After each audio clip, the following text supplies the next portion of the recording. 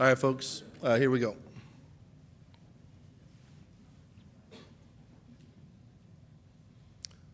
Hello, and welcome to the exit pitch presentations for the 2026 NASA Suits Challenge. My name is Jamie Semple, and I'm the NASA Suits Activity Manager. Thank you all for joining us today as we celebrate the outstanding innovation and hard work of 10 student teams from 11 institutions across the nation. This marks our 9th year offering this authentic, NASA-unique experience to undergraduate and graduate students. None of this would be possible without the generous support of NASA's EVA and Human Surface Mobility Program, also known as EHP, which fully funds this challenge. We're deeply grateful for their commitment to our students. Our goal is to help build the future aerospace workforce by providing students with unparalleled opportunities to develop essential skills they need to launch an aerospace and STEM career. Over the past few months, the students here today have done exactly that. They have stepped directly into the shoes of real-world engineers, software designers, and problem solvers. By taking on this critical task of enhancing astronaut capabilities through cutting-edge augmented reality, user interface technologies, and artificial intelligence, these teams are directly contributing to the future of human spaceflight. On behalf of the entire NASA Suits team, congratulations on reaching this pivotal milestone in your journey. I'll now turn it over to our lead coordinator, John Wilson, who will provide an overview of today's exit pitch presentations, introduce both our student teams and our esteemed panel of subject matter experts. Thank you.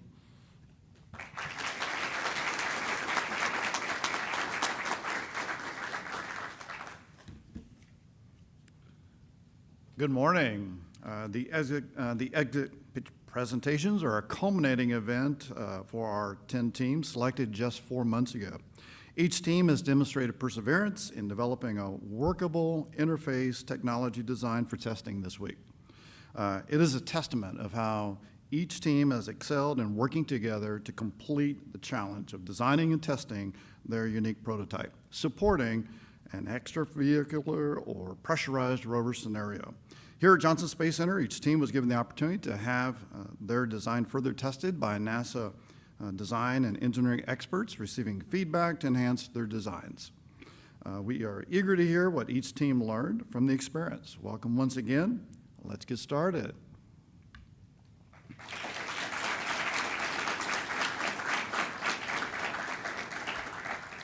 We want to start by having our panelists introduce themselves.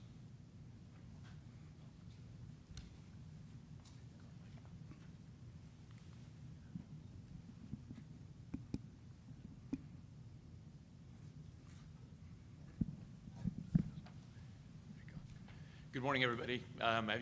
Hopefully you've seen me coming and going this week. It's been a lot of fun to see all you guys working out all the solutions and how well everything was going last night, especially. That was great.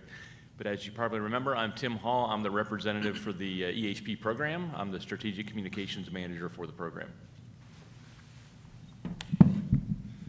Good morning, all of you. Thank you for your participation. Tori Johnson, Deputy Associate Administrator for the Office of STEM Engagement out of NASA headquarters, and really excited for the work that you've done to get you to this particular point, and looking forward to hearing your presentations today. Thank you.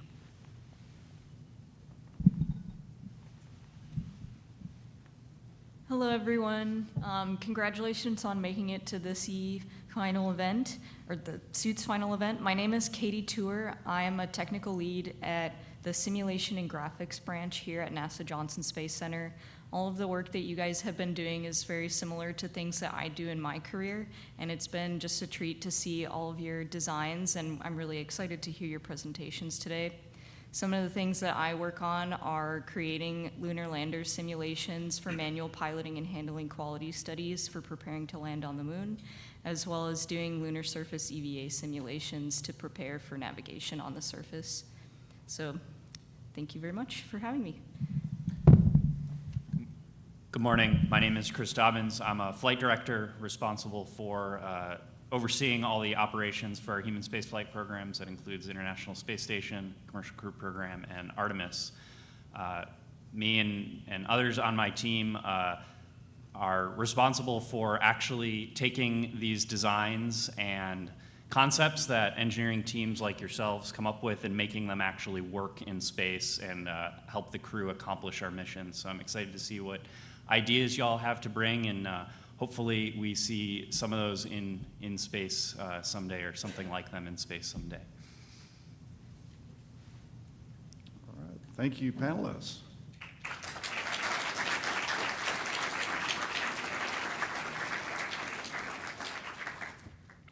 All right, our first team is Team Sirius, Northeastern University.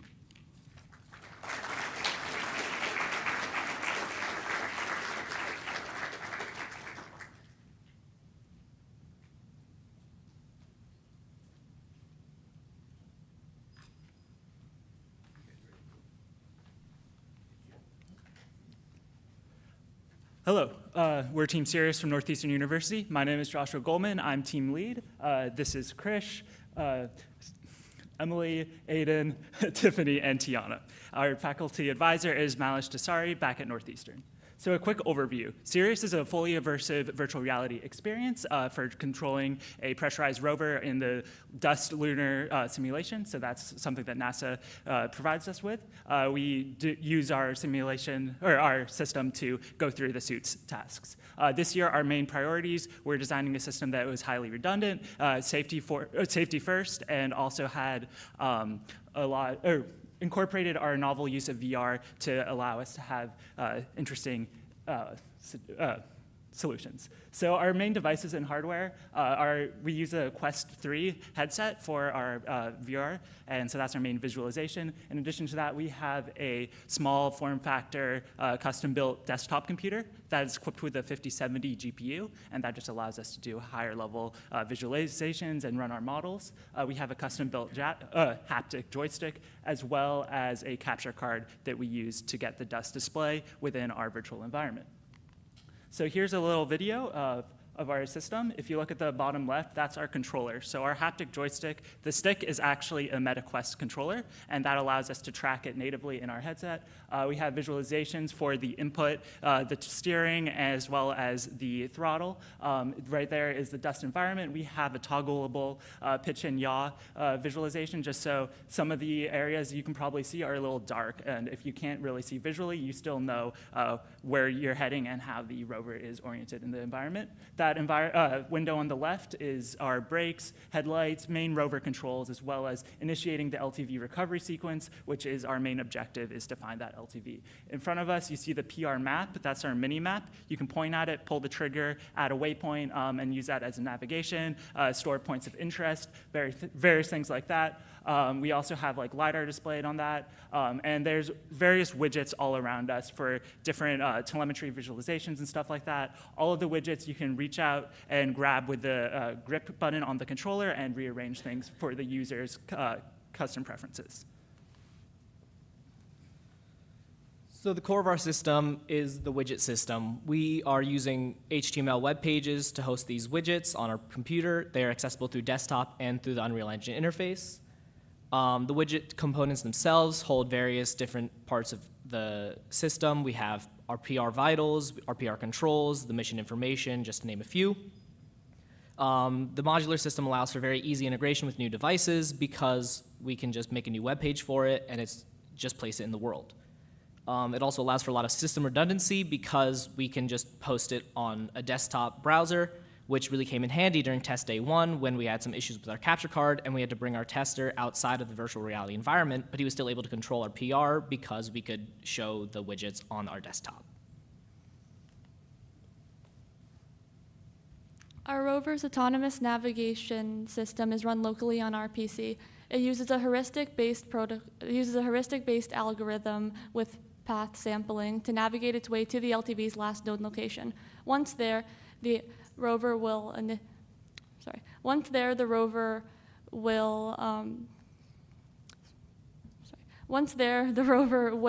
start its LTV wake-up signal, which calculates the distance to the LTV from the rover's current position. Then the rover will initiate its search protocol, which uses information collected from pings to triangulate the path to the LTV. So our system's able to operate in two modes. We've got automatic mode and manual mode. Both of these modes are passed through our haptic joystick. This is a device that uses two servos to control the X and Y axis. In manual mode, it behaves just as a regular servo, as a regular joystick. Have to click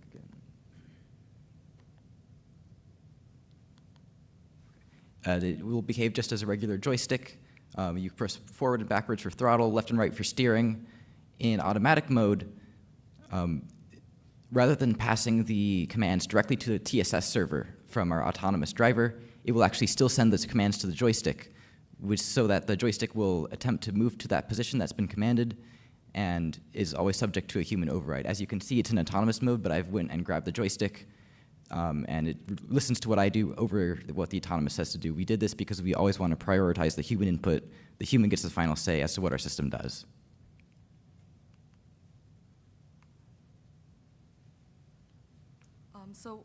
So within our widgets, we also have an AI assistant that is that's locally hosted through an LLM with a Olama API. It also uses OpenAI's Whisper for voice input processing. So our AI assistant is voice-enabled and can respond via audio and text. And something we really wanted to make sure when using this model was that it gave concise and relevant information when assisting our operator.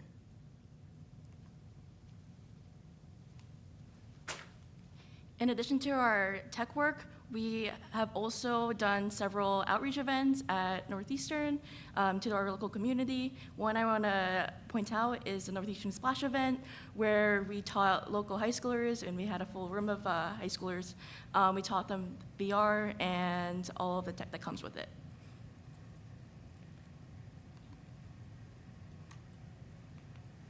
Yes, so future work for our project includes we're hoping to do some sort of integration with lunar height map data. That'll just improve our spatial visualization. We noticed that that was all publicly available.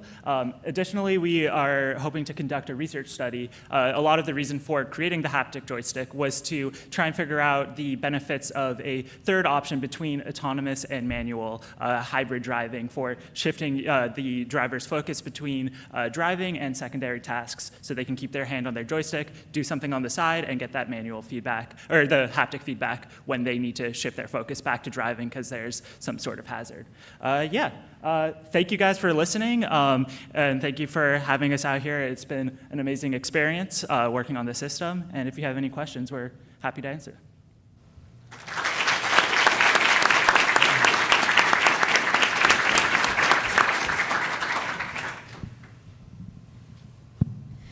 Very cool presentation. So I had a question about, well, I have two questions, but we'll just start with one. First one, I'm curious about the latency you guys experienced, or like any delay you might have experienced between the actual graphics sim that you guys got, Dust, versus how it streamed into your VR system. So we're using a capture card. So it's what streamers will use. So we're able to get 60 hertz at 4K directly in Unreal Engine. Latency wasn't an issue with that. There is latency built into the TSS just from driving. So there is, if you were noticing that, that was more just the nature of how the telemetry works, not actually the nature of the capture card. Awesome, that's awesome to hear.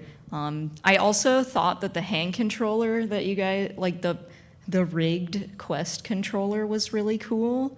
I guess, could you guys talk a little bit about, it looks like you kind of just took off the battery and maybe made your own interface? Yeah. So our choice with that was actually, that was Josh's idea. I just was able to find the model for the battery holder online. We chose to use the Quest controller for, it worked out really well because it's shaped as a handle.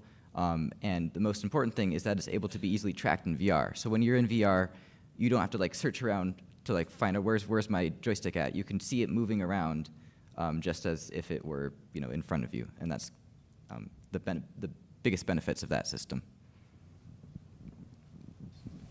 All right. Thank you for the presentation. I especially enjoyed the prioritizing pilot or cockpit override over automation. I think that's a good safety feature to always have, to give the person on the scene the ability to make smart decisions with the human brain. I do have one question about that system, though. Can you either walk me through how the system currently handles it, or how you might evolve it, how you would think about evolving it in the future to account for things like inadvertent bumps or nicks? How does the system confidently know that the operator wants to actually override the automation as opposed to inadvertently do that? So how does the system know that you want to do the automation? With the way that our joystick works is it will detect deviations in, the servos have the ability to report what load they're feeling. If we detect like a deviation in that load, we know that there's a person actively pulling on the joystick, and that's kind of how we're able to detect that override, and we just, in any situation, we give that power to the human. Did that answer your question, or was there something I think more the about- other piece of it was, what if there was an inadvertent bump? An Like I inadvertent just swung bump. my arm and bumped Okay. the controller. How does the system respond to that if it was not intentional? Yeah, I guess there's not really a way currently that we have the ability to detect accidental versus intentional bumps. Something that we could do is we could use one of the buttons on the joystick to like say, I want to be driving now, and then I think that would fix what you're asking about there? Yeah. That's a great idea. Thank you. Okay, thank you. One question, somebody mentioned early on that you came in Monday and you had an issue, and you had mentioned about how you were able to control the PR still. Kind of go through that. What did you guys learn from that situation?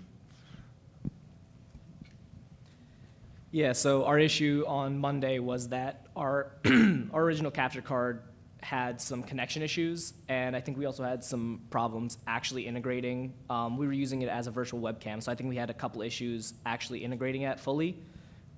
So I think our big takeaways were, one, make sure that all the tech is working like much prior to coming here, because we had to basically at 11 at night run a target, grab a new capture card, and pray that that one worked.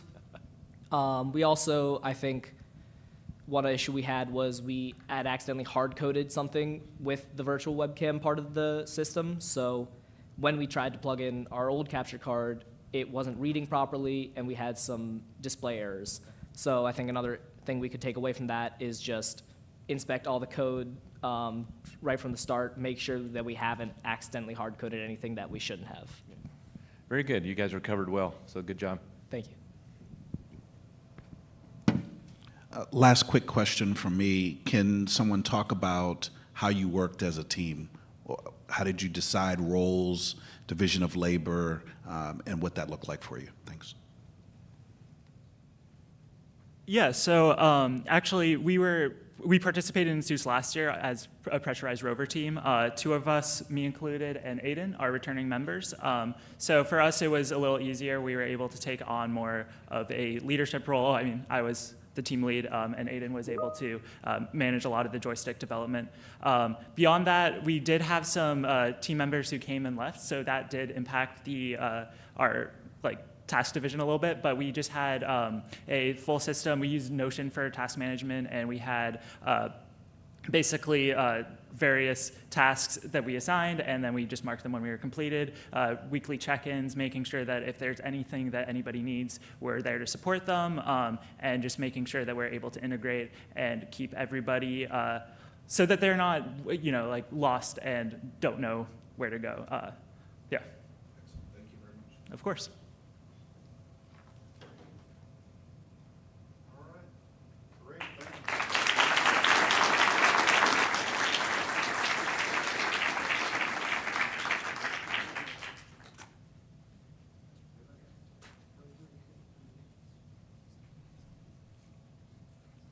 All right, so next up, we have Team Boise Suits from Boise State University.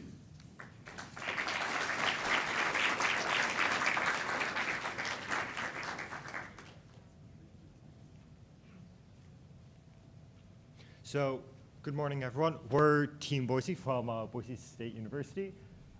We're excited to go over our solution to the challenge this year, sort of our inspiration for it, what challenges we faced throughout development and during test week, and sort of how we worked to resolve some of those challenges we faced. So I'm Alex Smith. I'm Chad Moss. I'm Daniel Blumberg. I'm May Bridgman. My name is Hank Davidson. I'm Amber Taggart. My name is Majaur Godinez Gonzalez. And happy to hand it off to Hank, who will talk more about our inspiration. Awesome. Thanks so much, Alex. All right. So first, so a lot of our backgrounds here at BSU comes from the games interactive media design world. And that means, we work a lot with game design and finding those elements that we find those elements that we could then streamline into our use case scenarios, and taking inspiration from fiction and other media to help influence those designs. And what can we learn from games that we can apply to our use case? Another big research point was looking at, well, what's being invested in, what's being funded. And when doing that, we found a lot of augmented reality companies that have military contracts. These contracts get billions of dollars a year. And looking at those elements, what makes those elements so key? Why are people investing in this? Learning from that, and again, integrating that into our use case, we found was really, really important. And again, I think is a big selling point. Real quick, this is some of our first UX and UI concepts we did at the beginning of the year. Again, this is combining both the game design world with the modern military complex and finding solutions that we think would help astronauts on a lunar surface. And then real quick, so because we're experimenting with such new technologies and quick iterations, what design works, we found new workflow pipelines like Figma Bridge, which allows us to make edits within Figma and directly see them in the Unity editor in real time.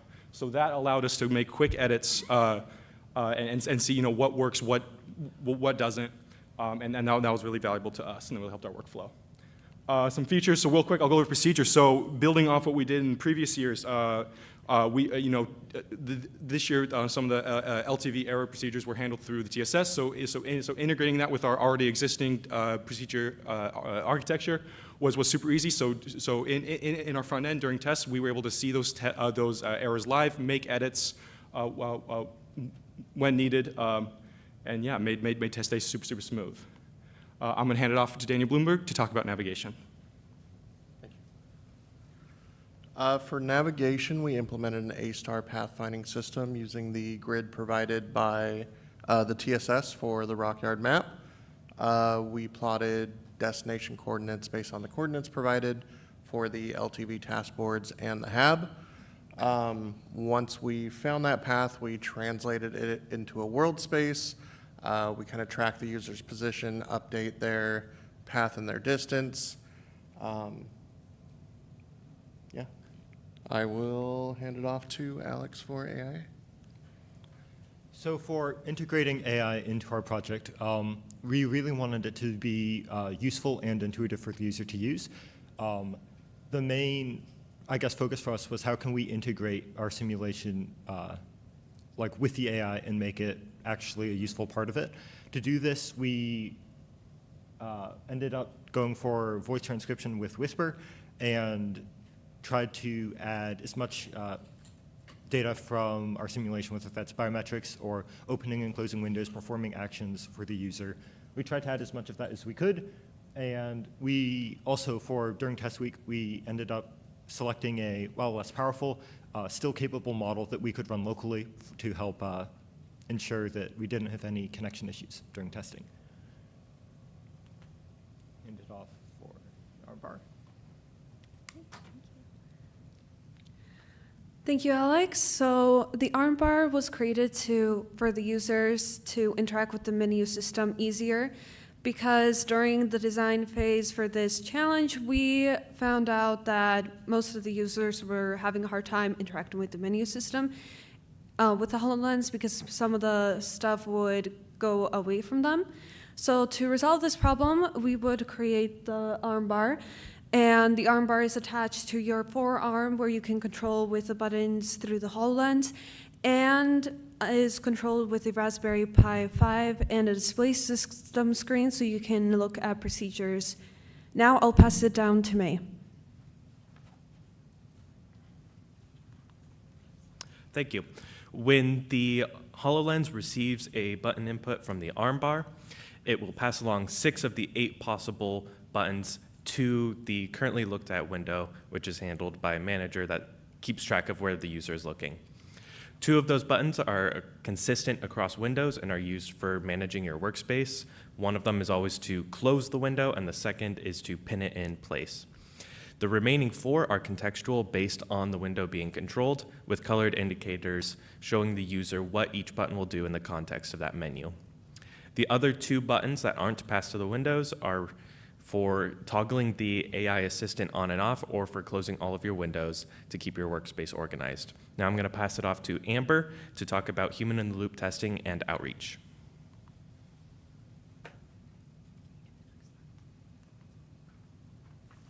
All right, for human-in-the-loop testing, we wanted to observe how users would interact with our project and also how the system would then respond.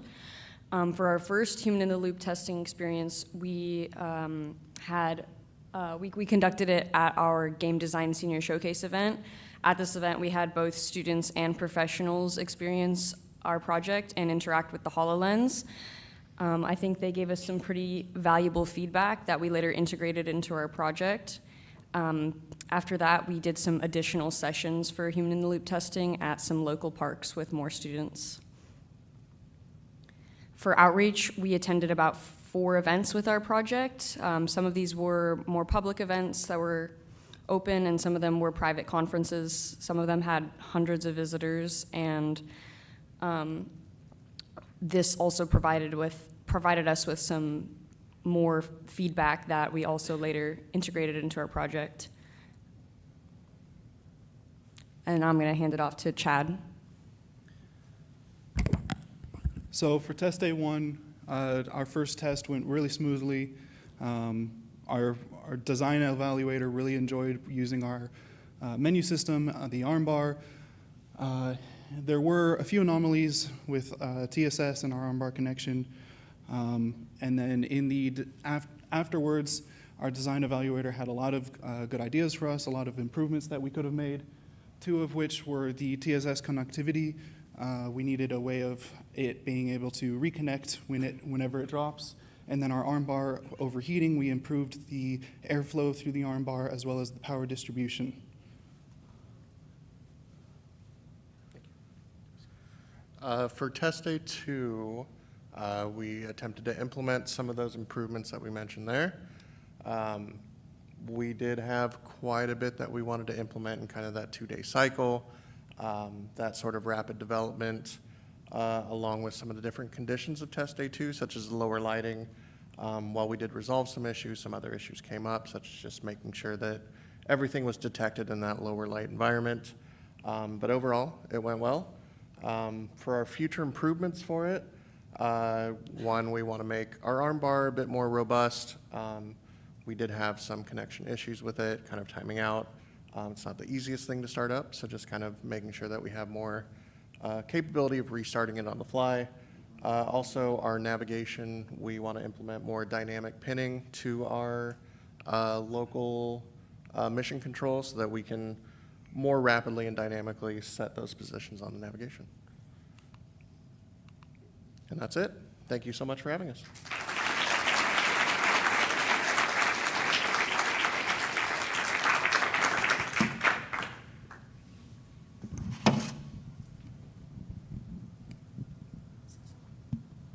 Hello.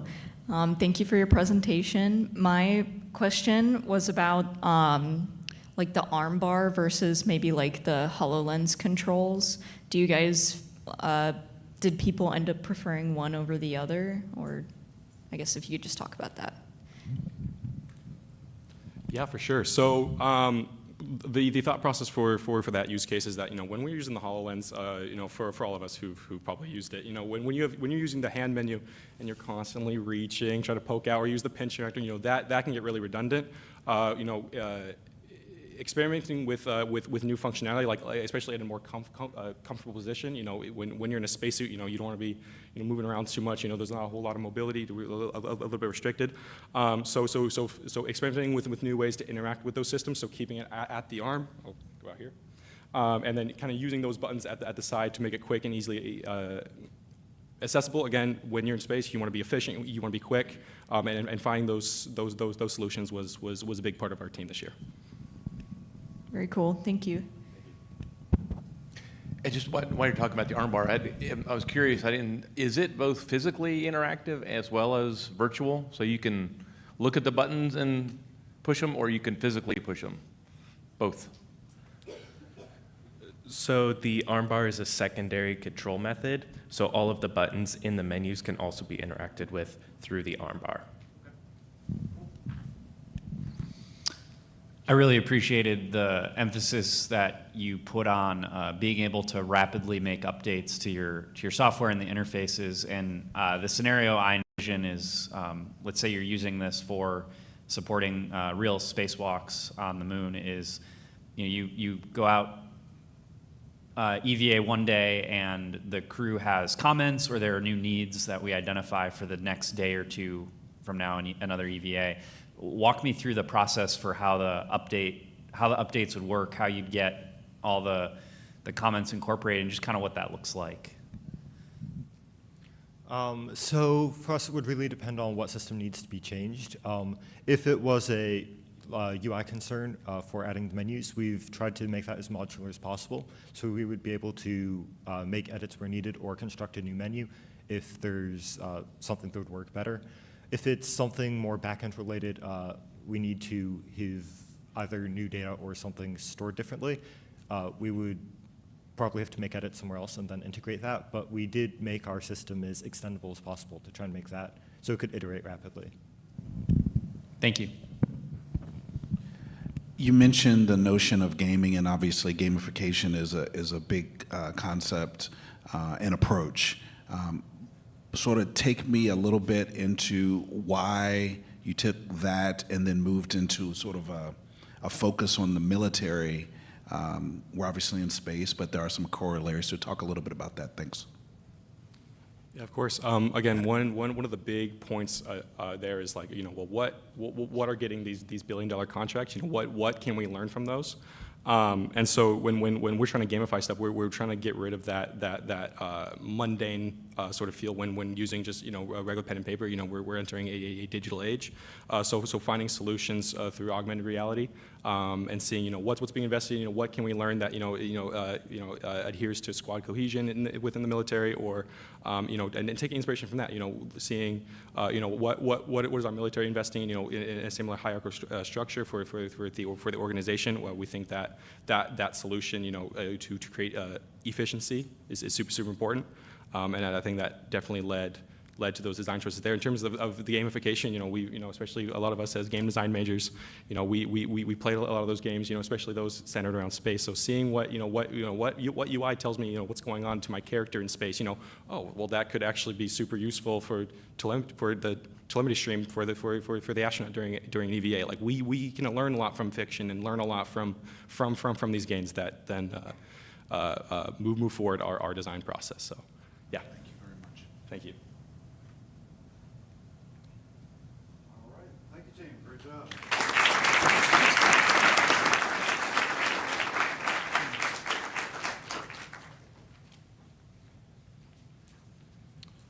All right, our next team is Team Visor from Purdue University.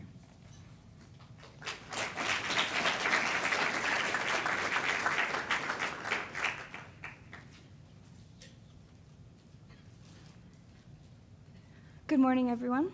Thank you for joining us here today. We are very excited to present to you our spacesuit display.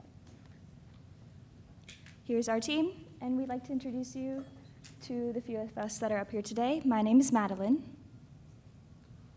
I'm Eric Gutierrez. My name's Anthony. I'm Chawan.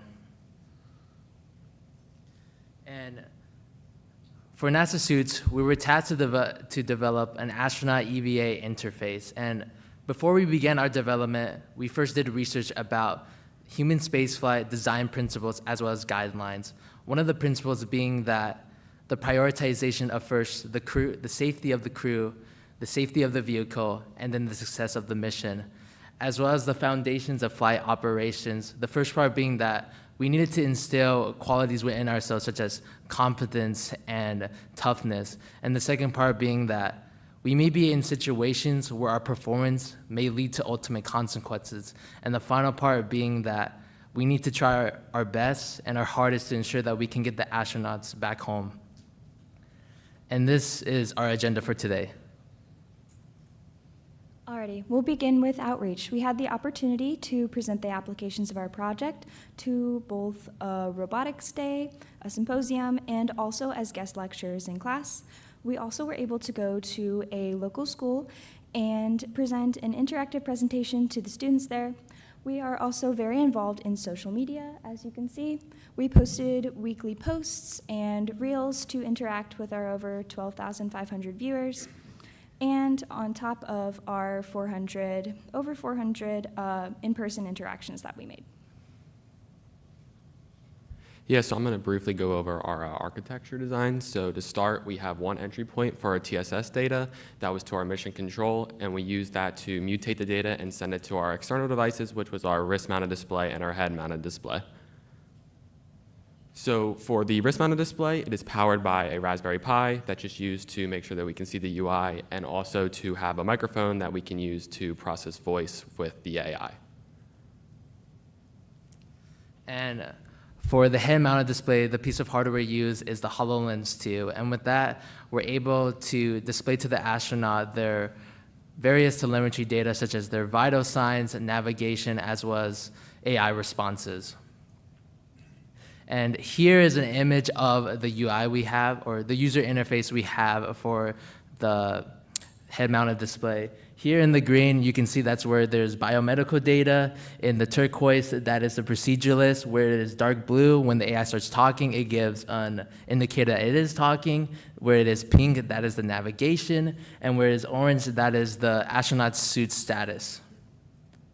And in the center, when there is an error, it'll pop up in a big red text or in a big red box, and that is the error warning and handling. And where it is yellow, that is the handling of that error. Yeah, so for our wrist-mounted device, you can see there are two panels up there. The first one is our head-mounted display control. You can enable or disable certain panels on the head-mounted display if you don't want to see them for customization. And then we also have our status station, which shows the UIA and DCU procedures, whether they're off or on. And then for the other panels up there, we have our procedures, which shows the presets for the repair tasks at the stations, and also how we can control what we send to the astronaut from mission control. And then we have our mini map, which is just another way to see for the astronaut to see where they're going, and also the geo pins for navigation. We have our alerts for any data that's off, so that way they can see what's going on and how to fix it. And then also our feed for the LTV repair. So just an overview, again, for our flight director and Capcom. For our first, this is what mission control sees. This is how the ground unit can assist the astronaut on their mission, as not everybody can be out there, but they get a complete overview of what's going on, their vitals and resources, and also can assist in navigation by setting pathfinding with our geopins, which are the yellow circles. And reflecting off of the real mission control, Capcom's responsibility is to communicate with the astronaut. And our design for Capcom is able to send data from the flight director to the head-mounted display, which is what the astronaut would be wearing. And from the head-mounted display, it sends it to our friend over here, which they receive a signal back from the head-mounted display to showcase that they are receiving data and that they are safe. And as for the AI assistant, it is strictly a voice assistant, so the astronauts can actually retain their own agency and not press buttons for them. They know what to do.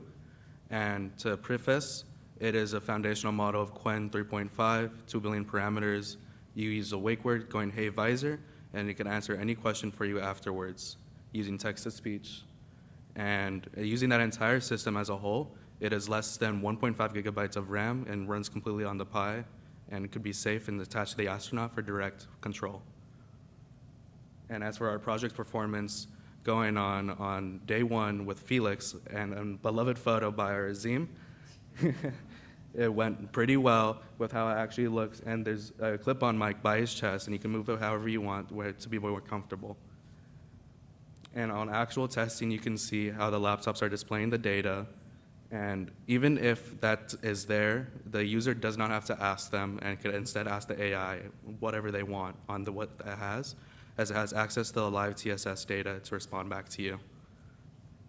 And as for the actual issues faced during evaluation, there was nothing critical for the software and was rather all user experience based. But on our back end, we realized that when unplugging and plugging in the mic, there was an issue of flipping the screen using battery issues, but we just had to make the Pi believe that there's always a monitor plugged in to use the highest power output uses, and AI over explanation, going over multiple experiments on different token limits and also RAG verification safety.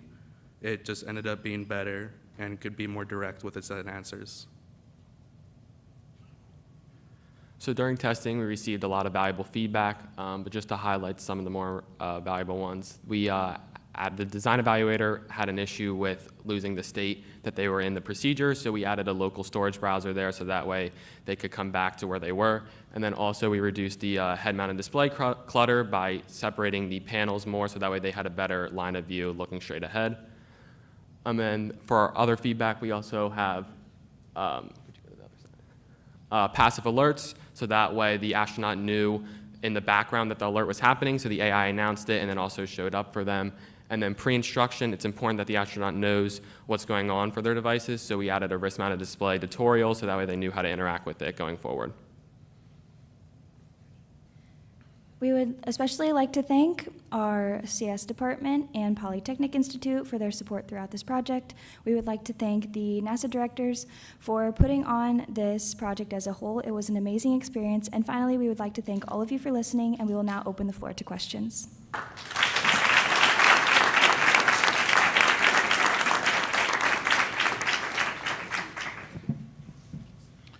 Great job. Thank you for your presentation. I wanted to commend you on mentioning safety first.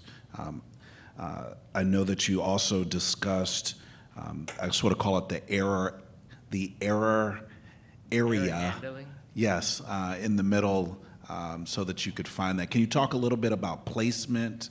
You also discussed the ability for things to move on and off. It was a lot of customization. Sometimes you can have too much customization. So talk a little bit about how you navigated that sort of space. Thanks. Yeah, so part of the idea behind the HMD buttons for toggling was because the astronaut has different things they want to see. It's very person to person on what they would want up there. So that was the inspiration behind that. And then we also, the error handling, that's just something that we felt should always be there, because when you have an alert that data is off, it's important that you see that and can address it as soon as possible. So that's kind of the idea of having it right front and center. But overall, it's more about the preference of the person using the equipment. So that's kind of the idea behind why we have it.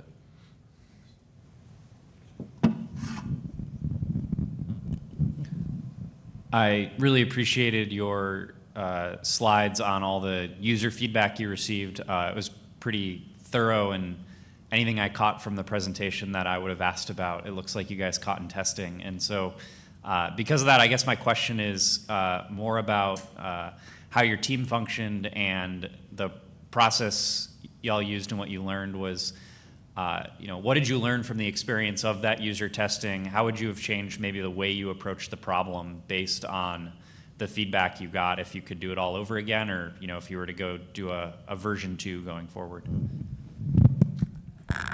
I'm not 6'5", so I'm going to move the mic down real quick. Chris, thank you so much for your question. That's a really good point. And hats off to the team for focusing throughout the entirety of the usability testing sessions, both for a second while we were on site, as well as previously. If we wanted to go through these tests one more time, we would probably want to go, again, thanks to Chowan for focusing on making sure we focus on a safety first view. But if you wanted to go through it one more time, we'd probably focus primarily on,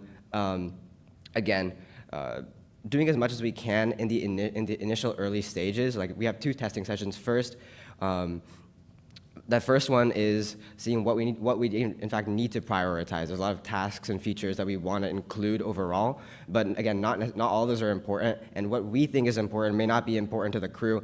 Like we were talking to Raja, one of the astronaut candidates yesterday, and we thought one of the, like showing your vitals, like your heart rate was extremely important when you're going through missions, but like, as he said, to paraphrase, if it's not important, I don't want to see it. So I'd rather have like the mission elapsed time on there so I can see how much time is left for my mission instead. So things of that nature, just having things out there, even if we don't think they're necessarily valuable, so that the design evaluators, astronauts, or whoever else is actually testing those can decide that for themselves, so we can limit customization later on and focus on what's really important for those later sessions. Thank you again for your question, Chris. Yeah, thank you. Of course. Kind of similar along those lines, what was your, it sounded like you came in Monday and everything worked. Was that true? Or what was your biggest challenge on Monday from the testing you did back in Purdue? We largely finished our project before we came on Monday. What we had to do realistically was just to ensure that all of our endpoints and APIs and all the server, it all connected one together, because we had two separate systems that can function independently in case if the head-mounted display stops functioning, they can still use the wrist-mounted display. So really the main issue for us was just to ensure that everything was connected with one another. And coming from Purdue into here, we just had to just ensure that everything connected properly. And after our first testing was just installing the user feedback that we got. That's a great experience, because looking at what we're going through here on moon base and those kind of things, integration is one of our biggest concerns. So between vehicles, between systems, there's a lot of work has to be put into that to make sure it works right. So good job. Hello. One question from me. For the wrist-mounted display, I kind of like that you guys had the touch screen. And then, so I guess maybe this is a two-part question. One, I missed if they could actually read the procedure from the wrist-mounted display, and then also I was curious, like, for the choice between using the touchscreen versus like something that had more like buttons on it instead. If you could just talk about your design choice for that, that would be awesome. Thank you. Yeah. So for your second question, we didn't use like a hardware button because we thought the touchscreen would be more applicable for what we wanted to do. It was easier for the astronaut to work with and for us to work with, and we didn't have to, solder anything or something could go wrong in that sense. So we felt that going like strictly digital with the screen would be easier, and if we had to debug, it'd be there. And for the procedures, they are able to read the procedures. There's two different sets, as I said, the repair presets for the UIA and then also the ones from Mission Control. Both of them are able to be seen, and you can complete and send back missions, so that way the people on ground control can see them as well. So it's synced up, so that way there's no issues, and both parties can understand what's going on out there. Okay, thank you. All right, great job, team.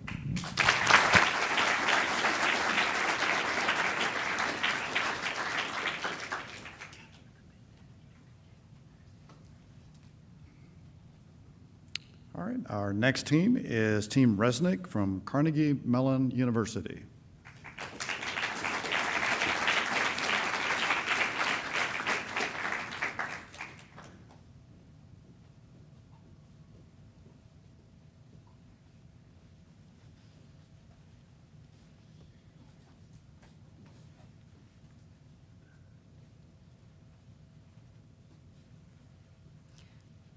Okay, hi everyone. My name is Maggie Chen, and I'm the team lead for Team Resnick. Today I'm joined by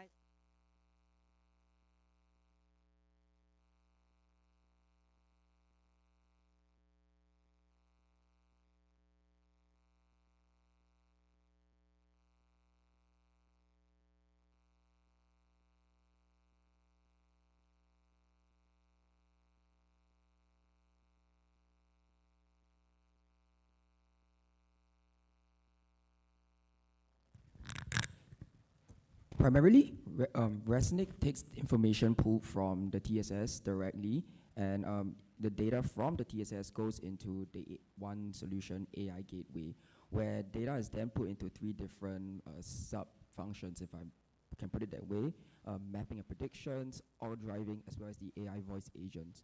So once data is processed in here, it then gets spit back out into our front end, which is what Resnick is, as what we see today. Okay, for our hardware that implements our backend system, we have 3 main screens. First, the telemetry stream, then the navigation panel, and then finally our interaction panel, which is essentially a tablet that all of the interaction with Resnick happens on. We also have a driving sim setup to mimic the driving in a pressurized rover, complete with a mic and some headphones. This is a more detailed view of our actual implemented interfaces. And so let's focus first on mapping. Driving in unfamiliar environments on the lunar surface can create some anxiety. And so we were motivated to try to increase familiarity and reduce surprises for astronauts as they're driving. But how can we know what terrain is dangerous without any previous knowledge or data of what the surface looks like? And here is our solution. From the initial data that's pulled from the TSS, we answer the question, what's an interesting point to us? And these interesting data points are then snapped together on a grid. From there, we then take a simple averaging algorithm, and finally, sorry, is the mic working? And finally, the final predicted map is output onto the front end, which is what we see below. So we created 3 different NVIDIA CUDA kernels specifically for this task to speed it up. In particular, the inverse distance weighting kernel, the plane fitting kernel, as well as the smoothing kernel. So this gives us the gradient that we see below. On the picture below. Above, we see the red dots on the prediction map. That's actually the hazard detection map, which is what we see over here, where we take the LiDAR information that input from the data, and we attempt to predict hazards in the area based on craters and rock positions. So next slide. This is supposed to be a video of us driving around the rover, and the map updating in real time as the rover is driving around. We can see that the map is updating in real time as we collect more data, and the more we drive, the better the predictions get as well. This doesn't just stop here. This can be used in any terrain and any environment subject to tuning. From interviews with NASA engineers, we discovered that lunar rovers drive pretty slowly on the moon, around 10 miles per hour. And so this can create a lot of mental fatigue, especially when you're driving for longer periods of time.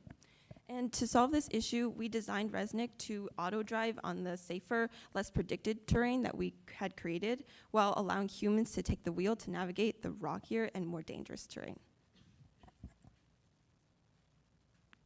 So for our auto-driving algorithm, what we're able to do is we're able to run a hybrid A-star on our predicted map, so we avoid the areas that might be dangerous to kind of reduce the risk to the astronaut while they're driving. And can you go to the next slide? And so what we do basically is we try and go in the straightest line possible, but we try to take a greedy approach to get to the LTV or wherever we're going. And if we are going to go through one of these more dangerous areas, we try and avoid it. And on top of that, we use the LiDAR sensors to navigate around the obstacles that we encounter along the way. Okay, time for our AI assistant. We interviewed a CMU professor, Jay Apt, who was a former astronaut, and we found that movement in space can be pretty difficult. Something as simple as lifting a coffee cup can be much, much harder in space than you would expect. And so that's why we leveraged the hands-free nature of voice interaction to make this easier. Essentially, this means that everything that you see on our tablet screen can be clicked with your voice. And here's how we made that happen. Sure. So when you think about voice agents in space, right, there are 2 main things that can go wrong. The first is it errors you or it just leaves you unread, doesn't reply to you. There's that awkward silence going on. So the second thing is it just decides to respond, but responds hallucinated, doesn't give you the right answer. We designed our AI system with 2 key things. We're trying to solve both of these issues in mind. So you can see this reflected in our architecture. First of all, pre-standard architecture, we have like a voice in, transcribe it, and then you put it in through our reasoning LLM. But we really want to focus on the user experience of this. So after it detects that you have finished talking, it will directly respond with a cached TTS, which will just say, oh, hey, give me a minute, let me look into that. Anything just to signify to you that, hey, it is still thinking, and the astronaut isn't left wondering whether the system actually works or not. And furthermore, go back to the previous slide, please. Furthermore, we also have this like context management where the AI knows which warnings it is given. So it's not just reactive to you, it's also proactive in the sense of the data telemetry coming in. It will announce things to you and it will have full context of what it's doing, reducing hallucinations. The second point of reducing hallucinations comes from our automated testing harness. So it's really easy to build these systems, but it's hard to test them scalably, right? Because you can't just sit there and test the AI system every single time you make changes to it. To solve this issue, we built this automated testing harness where we can easily run like our 95 automated scenarios and grade the responses of the AI LLM based on our rubric here that prioritizes no hallucination at all. So if you look at the bottom left corner, you'll see Claude Code. This does not mean it was coded by Claude Code. It was inspired, the harness, inspired by Claude Code. Okay, we held a few pretty cool engagement events, as you can see on the slide, and now we'll go into our test week results. So for test week, most of our systems ended up working on Wednesday, but we did have some issues still. So on Monday and Wednesday, we had a bunch of issues with our AI agent.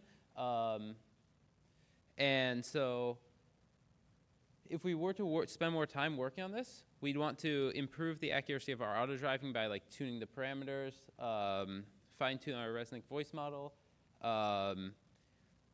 with our like triangulation to find the actual LTV, and reduce the convergence time for our mapping prediction algorithm, because it takes quite long right now with a lot of data. Okay, thank you, and thank you to our NASA mentor, Jessica Breeden, for mentoring us, and Nick, our CMU professor, for mentoring us as well.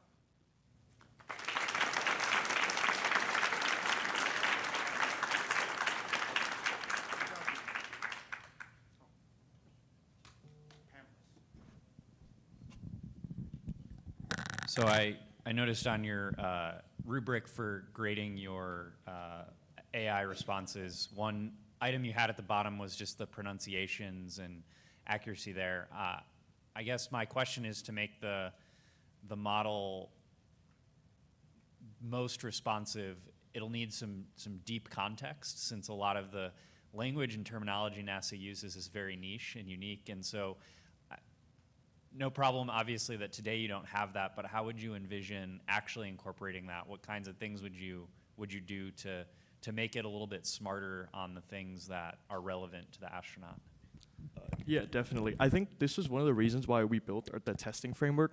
Like, we try to give it a lot of context into the system prompt, the beginning of the model. But as we were making changes to the system prompt, including like the terminology and like we were reading through the docs, putting that in, we had to find a way to like test it. So this was like also testing our system prompt.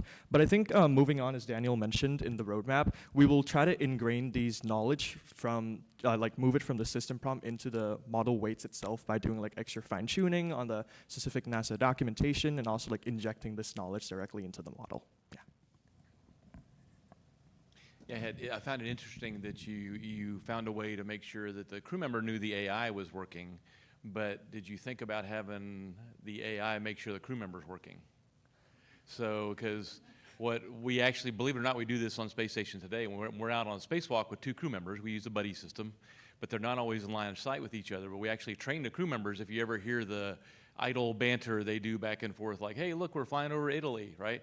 That's actually not just them having fun. It's if they don't hear back from their partner, they immediately go into a mode of like, I got to check on them. So that's where, if they go longer than about 5 minutes, when we're training them, and like out in the MBL, we will actually kind of grade them, give them a ding because they didn't stay in constant communication with their partner to make sure they were okay. Because somebody could go offline for 15 minutes and you would never know it, right? So interesting, to where you may want to have the AI check on the crew member and then have the AI take some action out of that, because if the crew member doesn't respond, then you got a big problem, right? So, but it was very interesting how you did that. I like the fact you for the crew member to know the AI was always there is very, very important. Good idea. Thank you. Hello. I ended up being one of the Team Resnick's design evaluators on Monday, so it's very exciting to see like your updates that you guys made before Wednesday. I wanted to ask one question about the hazard map that you guys made. So I'm just wondering, for the map itself, was it pre-processed and then you used that one, and then while you were driving you found additional hazards?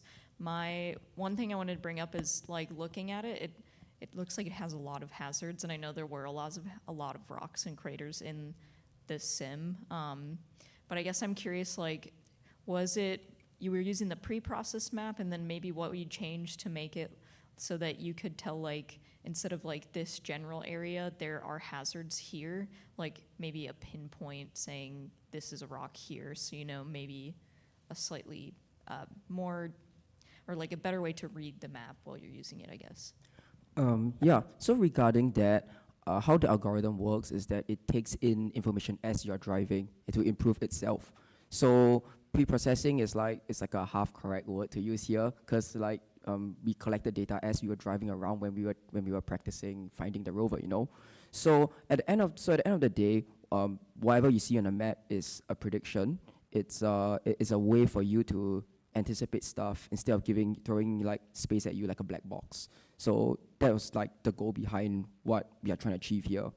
And yeah, it's possible for you to reduce the red areas as well by just like increasing some parameters. It's this thing called the IDW tuning exponent. If you increase that value, the amount of the spread behind each risk area reduces.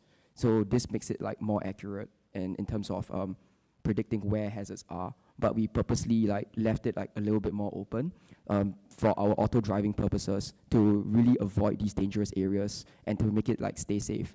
So it's really about threading this fine line between what's safe and I want to know exactly where these hazards are. That makes sense, thank you. And I'm glad you brought the safety into consideration with the models, so that makes sense. Thank you so much. Last question. You moved past it pretty quickly on the outreach. The numbers were a little low. Any recommendations or suggestions on what you could have done to increase the engagement? Any other things you might have tried or think you would put in place? Yeah. So I think for context, this is the first year this CMU team has actually done this project. And it's also been like a really crazy journey for all of us, from like understanding what is dust, what is the TSS, what is expected of us. So from starting from zero to scale to this point, I honestly think that it's a pretty good feat as it is. But looking forward, I think now that we have a social following as well as like general awareness that this competition is going on at CMU, I do believe that if we do run it back next year, it will be possible for us to gain more exposure and up these numbers here. So this year is like, it's a janky startup, you know. We don't have much like attention. We don't have much attention. We just have like, we make do with what we have. But next year we can scale, and that's what I hope to achieve next year. Thank you.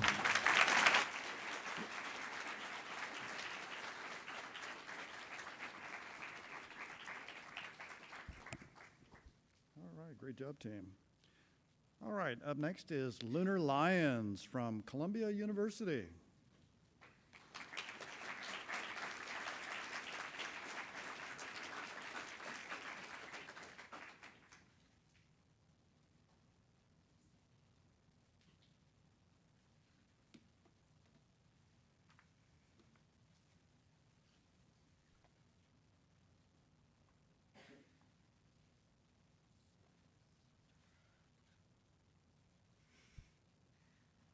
Okay, hi everyone. We are Team Lunar Lions from Columbia University, and my name is Grace. I'm joined by my co-lead Hiba, Richard, Grace, Alex, Julia, Andrew, and Erica. We're so excited to be here today to present to you our project that we've been developing and planning for the past year. And we were assigned the EVA team, so focused on building the augmented reality interface for the astronaut spacesuit. To display our augmented reality, we chose the Magic Leap headset because of its larger memory, its ease for development. We were able to very easily iterate and constantly build and improve our project. And then also its ability to handle all the features we needed, such as spatial tracking, voice recognition, and audio cues. Now we'll discuss the backend infrastructure that we implemented. The first aspect was the AIA assistant, and this was run on a locally hosted model on our MacBook Pro computer. We used the Gamma 4 model, and we included a tool calling capability so that the model could retrieve data from the TSS related to LTVs, vitals, and other information. Yeah, and then moving on to then the second aspect of the backend infrastructure that we implemented was the TSS. So we created an API that had multiple endpoints. The endpoints allowed us to retrieve very specific information related to the procedures for LTV or like the EVA's coordinates.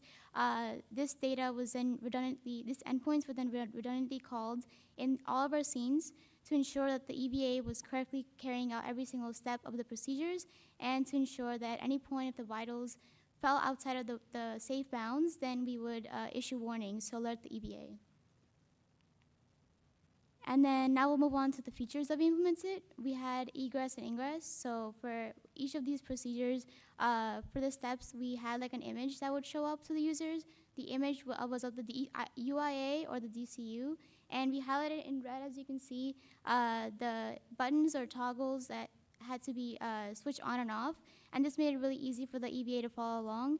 As well, we on top of the screen, we also displayed the text that showed the step, and also we had our AI assistant verbally read out loud the step. This redundancy ensured that the EVA could carry out the step as quickly as possible while also minimizing error.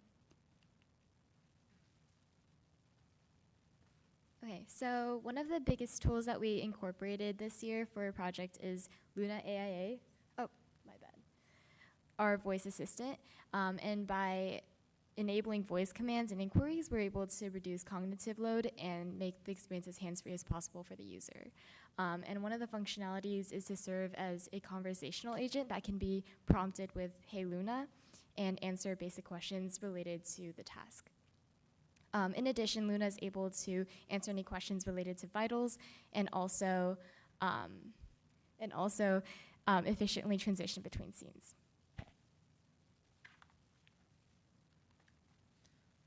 Okay, and for more on our backend, so when you use the Hey Luna wake word, basically all the requests that are transcribed after that will be sent to the separate server running on our MacBook Max. And then this is sent to a Gamma 4 26 billion parameter model locally hosted on Olama. And this model will basically decide with a bunch of context about our mission and what we do, and then use that information to decide what to call in terms of tools. So for example, if the call was to ask like, was our oxygen level, it will use like a TSS tool call and get the real-time information. And so we really tried to prioritize accuracy by giving it all the context about what our mission is about, and gave it like tools to read the documentation, so it has like exact knowledge of words and NASA terminology and exactly the steps that the user needs to do for like queries. And then after that, it will just send back the request both as audio and as like a chat feedback in the chat window in the Magic Leap.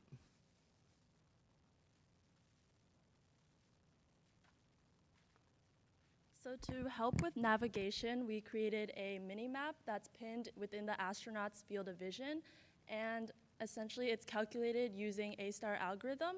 And what's neat is that it uses voice recognition and it's completely adjustable. So for example, if you say go to LTV2, it'll draw a path towards LTV2, and if you say go to base, then it will draw a path towards base. And as you're moving along the terrain, you'll be able to see your icon move along the map as well to make sure you're staying on track.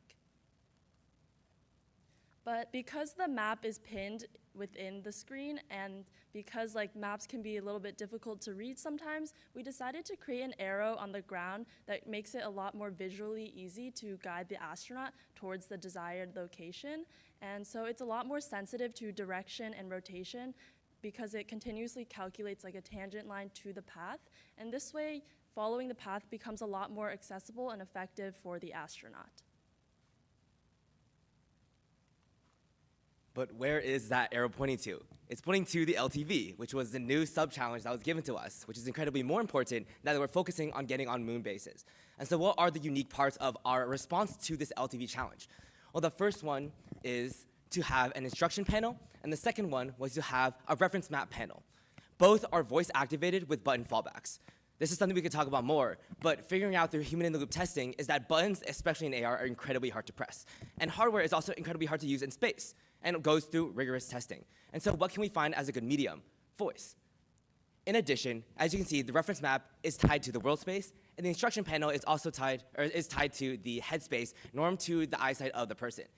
We chose this as a design because of feedback we got from users, our testing on Monday. And the point being is that you could toggle everything to clear your feed, as well as you can see instructions, go through instructions, go to previous instructions, all from voice with backups when necessary. And just to say some things about how this information is prioritized, we're given a series of errors. Some might be new, happened during the scene. We constantly and consistently scan new TSS code, or the TSS input and output, for new LTV errors. A sound effect is chimed when there is a new error, and then it is placed into a prioritization queue based on things like how high the error is in the priority, as well as things like whether or not it is safety critical or, for example, like pressure, needs to be fixed immediately or checked immediately. At a moment's notice, an astronaut's vitals, such as their pressure, their O2 or CO2, can go out of order and immediately present a life-threatening danger. In a high-stakes environment such as this, vitals serve as a reminder and an opportunity between life and death. As such, it's incredibly important to have this information readily available. At the same time, it's also very important to know when to scrutinize this information, shortening it down and where to position it so that it doesn't overwhelm the astronaut in their mission. As such, we placed all of our interfaces at the top of our screen following our evaluator's advice from last year so that the EVA can still see their feet, the path they're following, and any obstacles in the way, such as craters. As well as this, our vitals themselves are placed on panels that won't be strictly positioned in front of you, stuck there, but actually can be customized to be dragged along wherever you wish and follow you along with the mission as you progress, which was also part of the feedback of our evaluator this week. As well as this, the final part of this is considering the warnings. When the vitals go out of order, the warnings will immediately trigger and place in the front of your view. After 10 seconds, they'll slide to the right and will immediately tell you how to fix these issues with your vitals. This is something we learned through the amazing conversations we've had here at NASA with astronauts, as he told us that time is money, time is life, and time means oxygen. So if you waste any time reading through a pamphlet that's separate from any of the interfaces, that puts the astronaut's life at danger, and it should all be condensed into one solid feature. And finally, some future advancements we hope to make as we continue participating in Suit is for the UI, we hope to make it more natural language prompted and to have more context awareness. For the navigation, we hope to have it be 3D interactable and visualize the range of motion for the astronaut itself, and UI just be more compromised and unified. And finally, for the LTV repair, we would like to use computer vision to help streamline that process.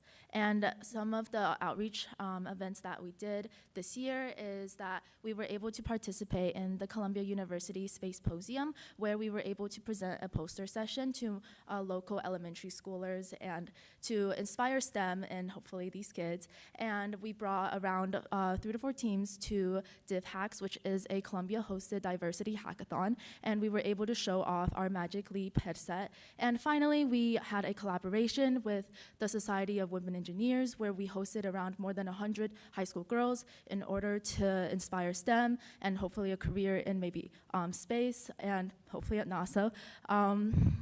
in them, and we were able to show them a demo, and that's the picture we have over there, and they loved it. And finally, thank you so much to NASA for hosting us and giving us this amazing opportunity. And now we open the floor to the panelists.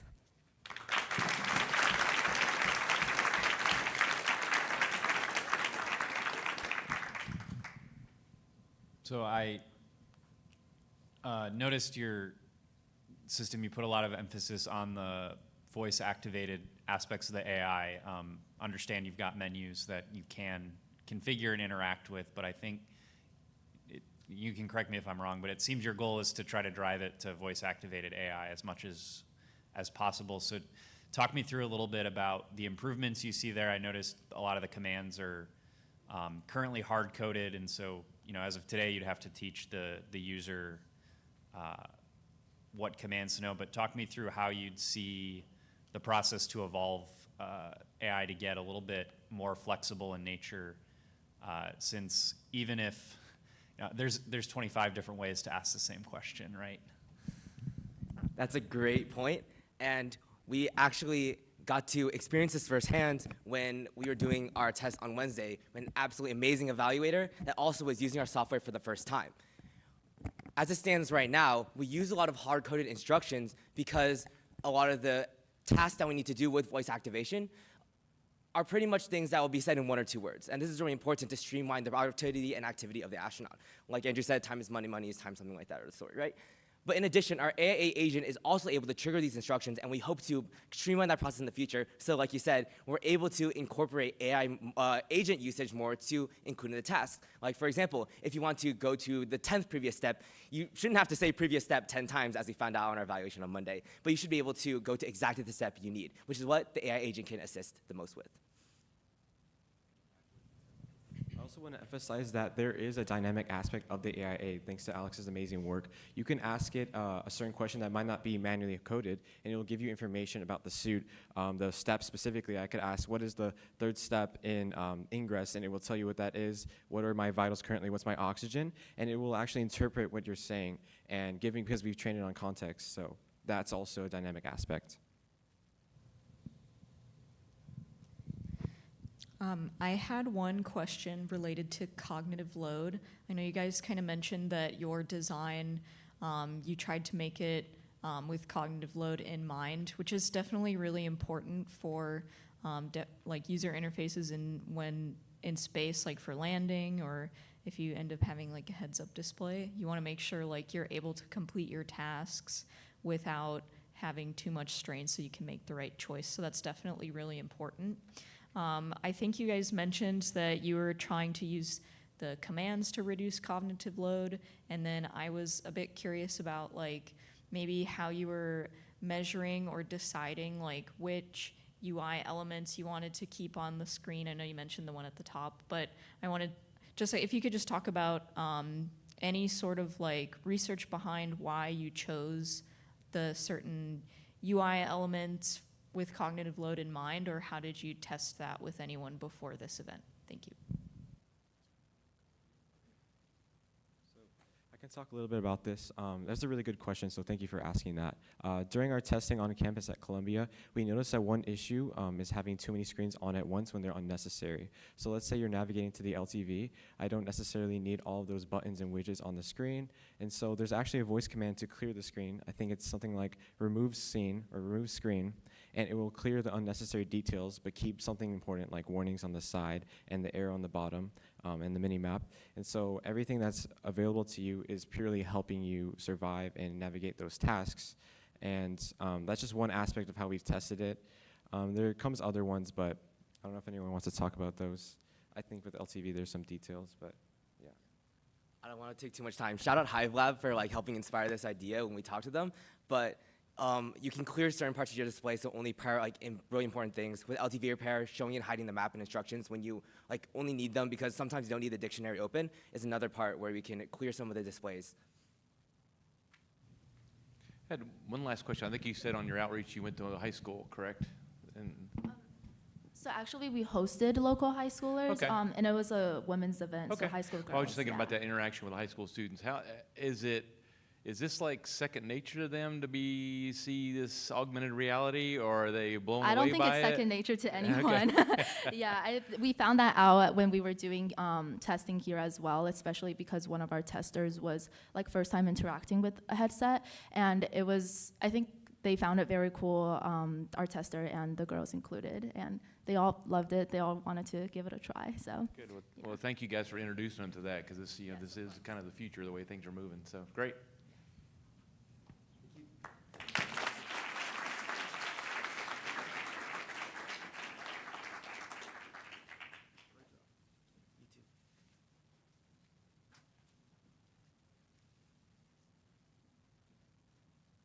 All right, our next team is Team Celine from Midwestern State University.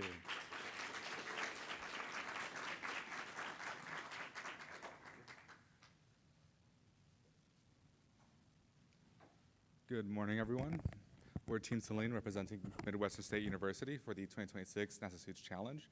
I'm Adrian. Presenting with me tonight is Vicky, Carlos, Jack, Zach, and Sana. So a quick brief overview of our project. Team Celine was tasked with designing a spacesuit UI. As such, we implemented a heads-up display as well as a wrist-mounted display. Additionally, we also implemented an AI assistant to aid human operators with the cognitive load of decision-making. To go a little bit more on our hardware, our heads-up display is powered through a HoloLens 2. Additionally, we have 2 light sources attached to the headband for visibility during the dark lunar environments, as well as a Bluetooth headset with a microphone for voice commands. Our WMD is a 5-inch capacitive touch screen attached to the wrist, powered by a Raspberry Pi and a power pack attached to the bicep.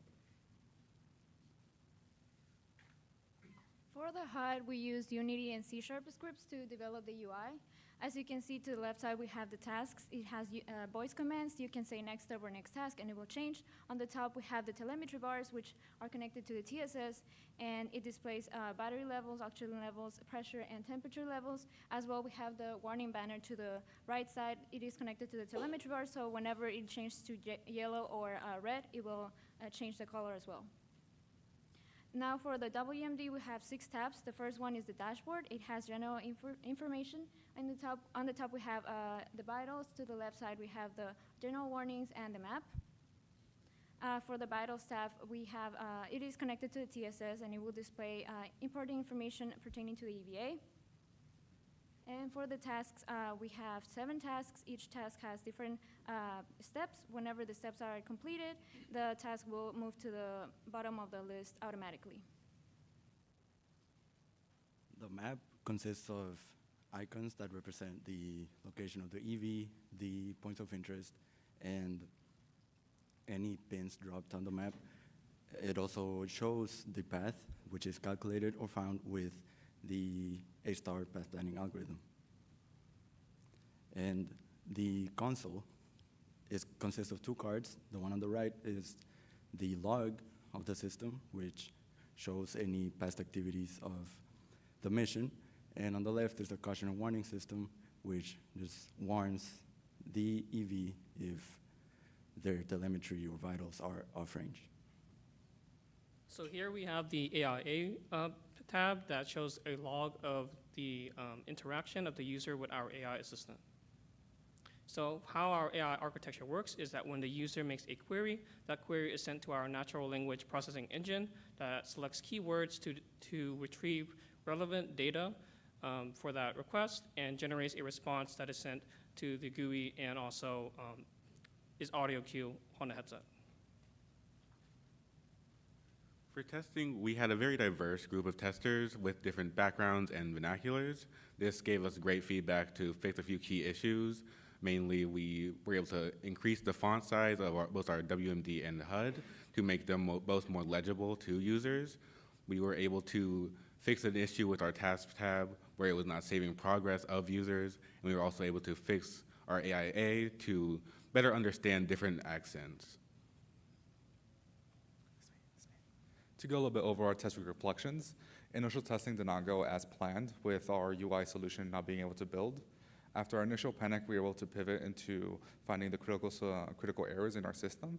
As such, with the help of our design evaluator and our mentor, Christine, we were able to come up with a feasible design solution. feasible plan to fix our issues. And during test night 2, it was a much more successful test. However, during the egress portion, the HUD disconnected from the TSS, so we had to pivot entirely over to the WMD, and it was successful afterwards due to all the built-in redundancy. Additionally, Test Week is not just about testing, despite the name. We also had the opportunity to tour facilities and speak with other NASA engineers who are just as passionate about spaceflight as us, and work together with our fellow teams with common issues plagued two of the other spacesuit teams. For the outreach events, we were primarily focused on pre-K-12 graders. We initially started by going to Kate Burgess Elementary and teaching them co-drones, and we spoke about space rovers. We went to other schools, we went to preschools and did story times with them. We went to libraries and promoted there. They drove a little toy version of the rover, and we also had promotions. They could sign up for testing using a bookmark scan, and we were also able to reach international school, Montebello Academy back in Ecuador, with our global outreach. We were also able to promote to high schoolers on campus. We went over this year's and last year's NASA suit iterations.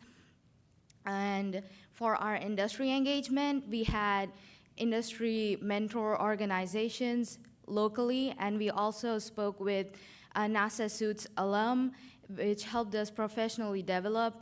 And we also did a lot of community volunteering, which led us to the Hispanic Leadership Banquet. We were also able to invite a group of formerly incarcerated individuals for testing. And we were able to involve ourselves deeply into community and industry throughout outreach channels. We reached a total of 1,000 participants in person and over 10,000 news and social media digital engagement. And moving on to our special thanks, I would like to thank our faculty advisors, our NASA mentors, our panel, and everyone listening to us. Thank you so much.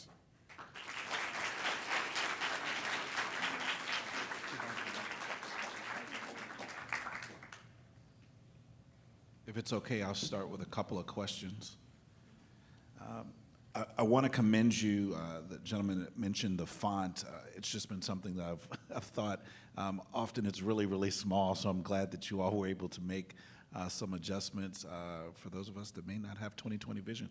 No, that's really good.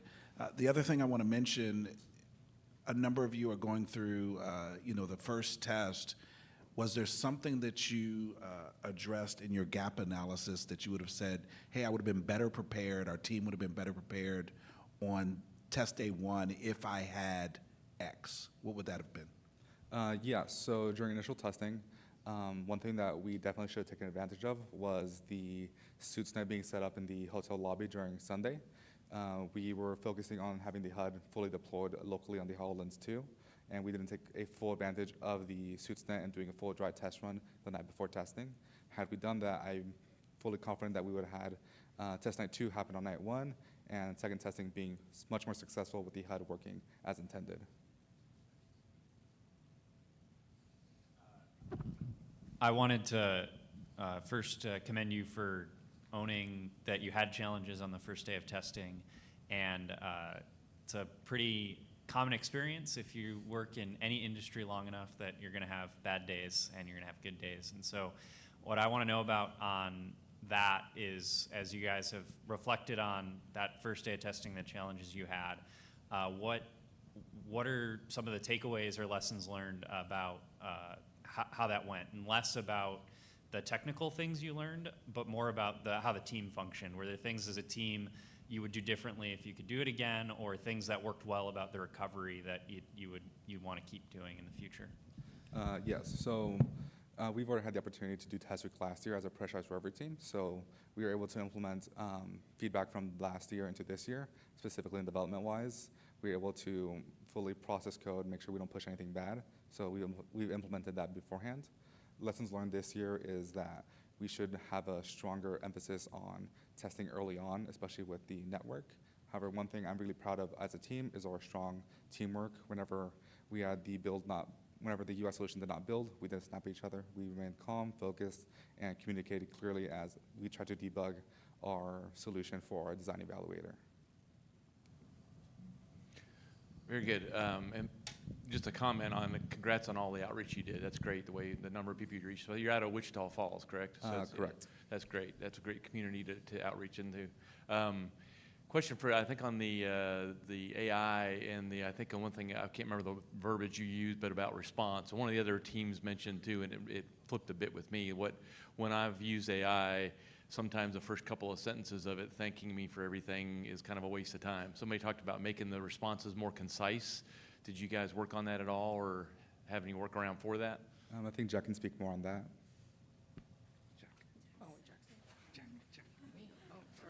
I mean, our names are okay. So since we use a natural language processing engine, we don't actually have an LLM model because of the limitation on the Raspberry Pi computationally wise.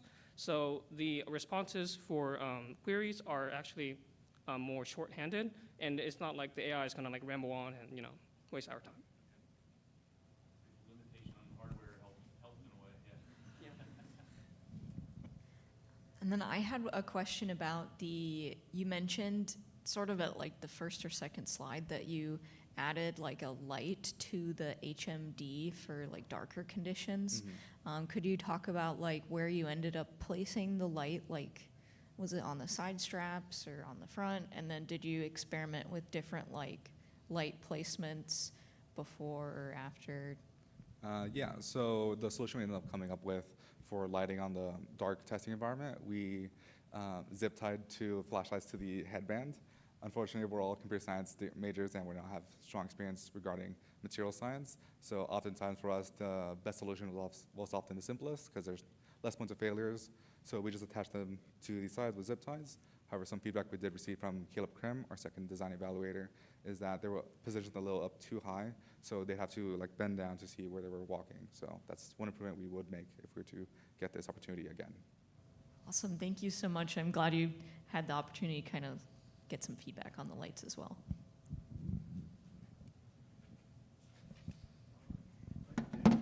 Thank you.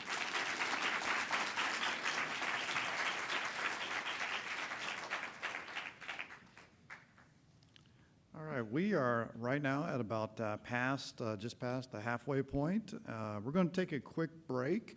We're actually going to break a little earlier than expected. So great job, teams, for being able to provide that technical and important information from your teams in a timely manner. Great job. Everyone is doing a wonderful job. We hope to see you back in about 25 minutes. So thank you.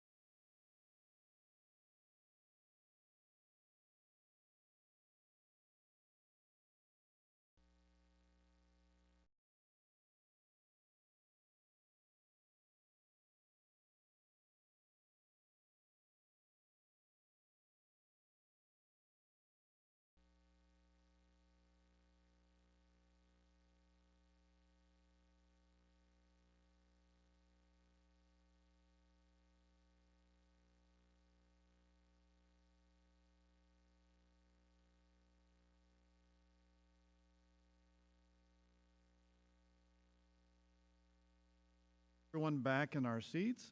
Our next team is going to be Team Gain AI from Massachusetts Institute of Technology.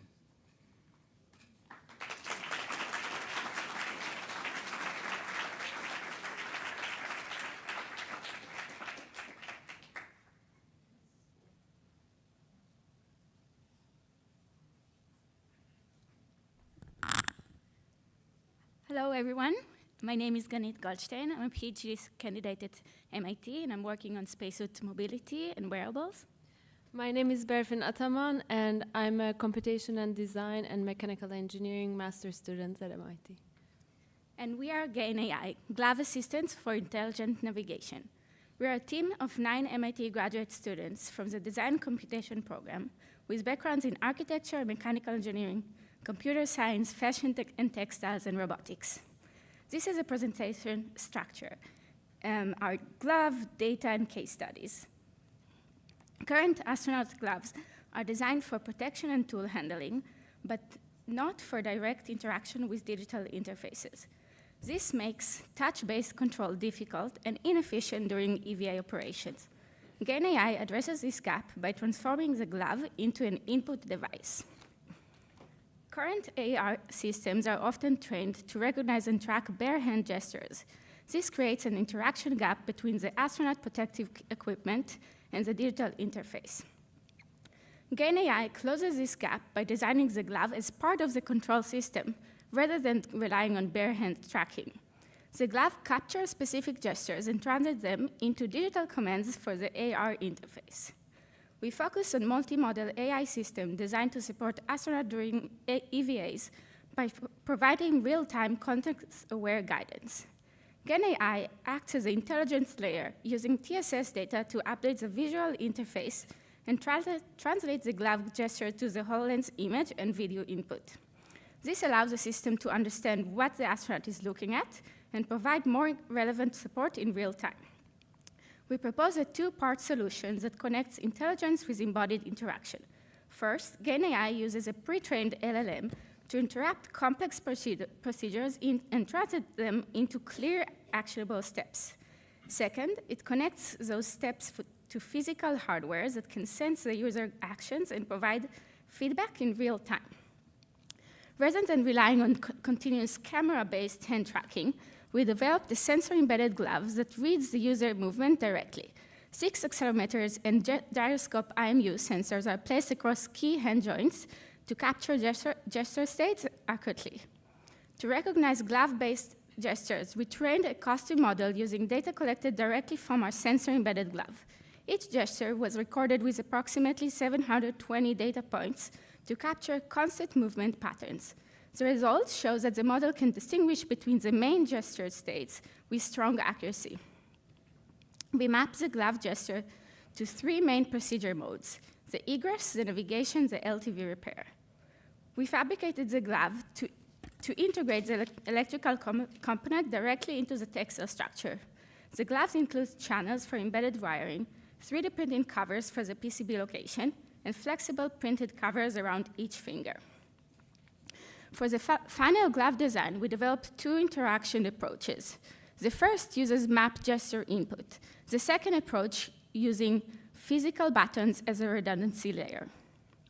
Now we will explain the way we approach the data structure. To better understand the LTV repair procedure, we ran a series of small pilot studies using simulation environment.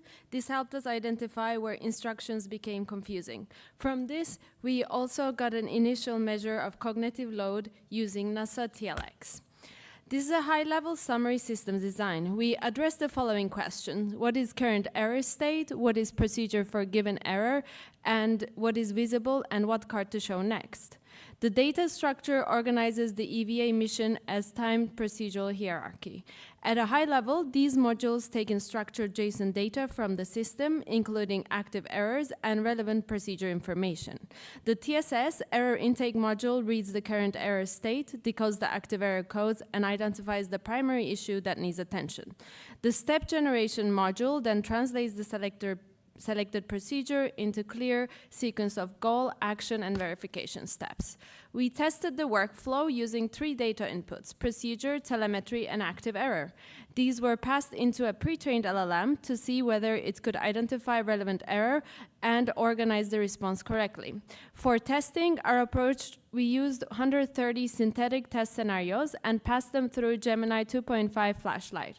Across the test set, the system produced 130 responses organized as clear procedural outputs. This allows us to evaluate whether the system could reliably move from raw mission data to structured guidance that can be displayed in the Gain AI interface. The third step in the system is Vision Grounder. Its goal is to test whether vision language model can look at user's current view and identify which procedure context it belongs to. We expanded the dataset through image augmentation to create more image variations for the model to evaluate. We used the same multimodal VLM to categorize the images. The goal was to see whether the model could correctly identify which part of the EVA procedure each image belonged to. And these were the results. The model performed best on LTV repair images, where we had more relevant visual material. So for the case studies, the scenarios we are working with is structured as a 3-part AVA broken into 3 main subtasks: the egress, the navigation, and repair. Each subtask creates a different type of interaction problems.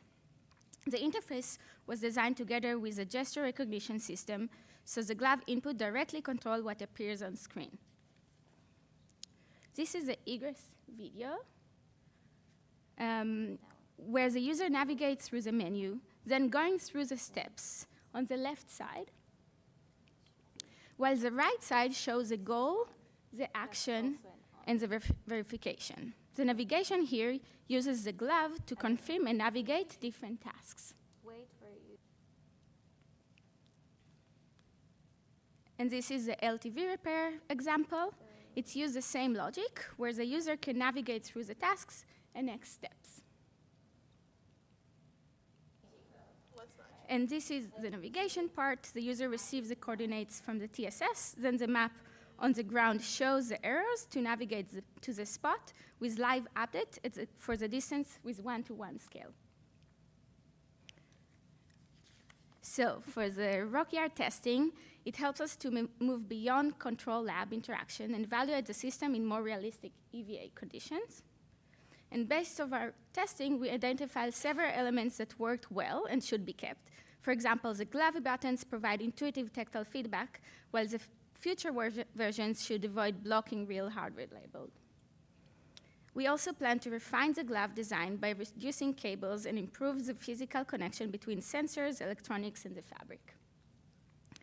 Thank you so much. It was a pleasure to work on this project with our team, and we thanks for the opportunity to join the Suits family.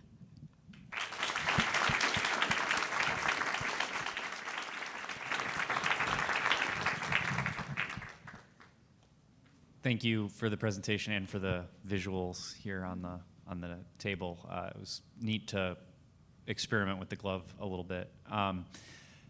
So I think one of the major blockers today to using gloves to interact with digital interfaces or with buttons in general is the pressurized hand, the 5 PSI that the astronauts are fighting plus whatever the glove material is resisting. And there's a lot of human factors research that's been ongoing to try to improve that. But absent that, are there other improvements or changes you've identified that would make this action easier or simpler going forward, whether it's fewer button clicks to do certain things or other tools you can integrate into the glove? Just given that when we do spacewalks today on space station, the biggest issue is usually hands wearing out first. That'll go before any other body part. Right. Yeah, so that's a biggest inspiration for the project. Just how the gloves are restricting the motion. There are lots of kind of maybe more visionary approaches to embed the actual sensors into the fabric and use MCP, mechanical counterpressure approaches as well. So instead of gas pressurizing system, kind of like the mechanical, and work on the very high detail textiles. So we use conductive threads and kind of other methods to be able to embed it inside the gloves. And I think in our case, we also wanted to have it as an inner glove. So it's not interfering with the actual gas pressurizing system, and maybe the future one will be more in the MCP approach.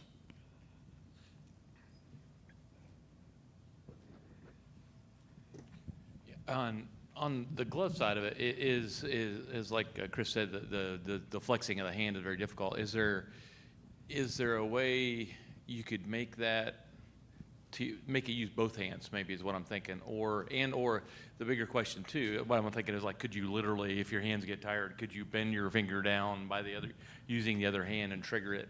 But the other part of it too would be, they're going to be using their hands for everything. Can you, I guess, voice activate the system and then voice shut down the system, so when you're doing work, you wouldn't accidentally trigger something? Yeah, so that's also one of the biggest kind of debates in our group, if we will use kind of the visual, the buttons, the voice. We were like debating that through the process, and we ended up doing both the gesture and the buttons, just in case to see what's the options. But we also had lots of ideas to embed it into the kind of like suit areas, not in the actual like glove, maybe on the arm or in the leg, for example. So there are a couple of just interesting thoughts around it. And I think as long as we know how to train the model to be accurate enough, I think that's also one of the processes that we will develop in the future. I had a question about the computer vision that you guys used. So I thought it was really cool that you guys had your results on the screen, and I liked getting to see like the results from that the LTV ended up having the most recognition for those procedures. I'm curious, like during your actual like the tests that you've done in the rock yard, like during the execution, how did using that computer vision to try and anticipate the procedure, would it like bring a procedure up during the rock yard tests, or how is that integrated? Yeah, so we got the information from the TSS. We also had a couple of problems in the actual testing, but I think the connection was an issue in larger scale. But it's kind of popped up as a like platform, and then you could see I think the main thing was like dividing it to critical missions. So what's the actual actions that needs to be done, and then it's popped up as you go. I think we got some feedback also on the process that we should not block the view, so maybe adding more like AR interfaces that uses the actual processes, or like the physical aspect rather than just visual screen. Okay, very cool. Yeah. And then also for the how you guys were handling the errors from the gestures, would you like note that like some part of the procedure was incorrectly happening, or like a button was broken, and that would be reflected back in the HMD, or how were those? I guess I sort of missed that part. So do you mean, can you repeat the question? Yeah. I think you guys noted you were using like a large language model to detect like the errors, or the like gestures. The gesture error, yeah. Okay, yeah. So we trained it with 720 data points. So we actually made lots of finger tracking, and we had a process. One of our team members really trained it on impulse. There is like just a process that we trained it on, and then we basically had 3 different gestures, and then through that it's also got connected to subtasks. So we wanted to make it as simple as possible, but it's not simple. So basically we had the same gesture going through navigation, but also for the subtasks as well. Yeah, and there, I think that's the reason actually. Like there was some errors in the gesture recognition, so that's also one of the reasons we also use another glove for tactile feedback with the buttons. Just to make sure we are tackling we actually can proceed with processes. Makes sense. The redundancy is good. Thank you. Thank you. Just one question for me. I didn't see that you at least mentioned here outreach. Within the Office of STEM Engagement, we're always looking at how we can grow the experience and the community that gets exposed to particular things. Could you talk about what you may do in the future, or if you did something else, maybe with undergrads? Again, you have an all-graduate team. What might that look like in sharing or mentoring? Thank you. Yeah, so we actually did had outreach. We just didn't have the presentation, but we presented the project for high school students in the MIT Museum, and some of the group members. We had kind of like interactive event, and then we also present some of the the poster in the CSEL, the computer science department at MIT, part of a conference there. So that was a major exposure. And I think we also aim to expand it more, so maybe carrying it on to next generation for the project at MIT, but also beyond in the Boston area. There are lots of universities and schools that would love to join as well.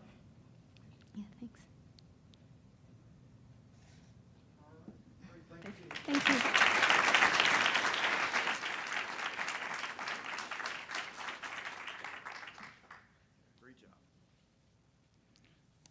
Our next team is Team Claus, University of Michigan, Ann Arbor.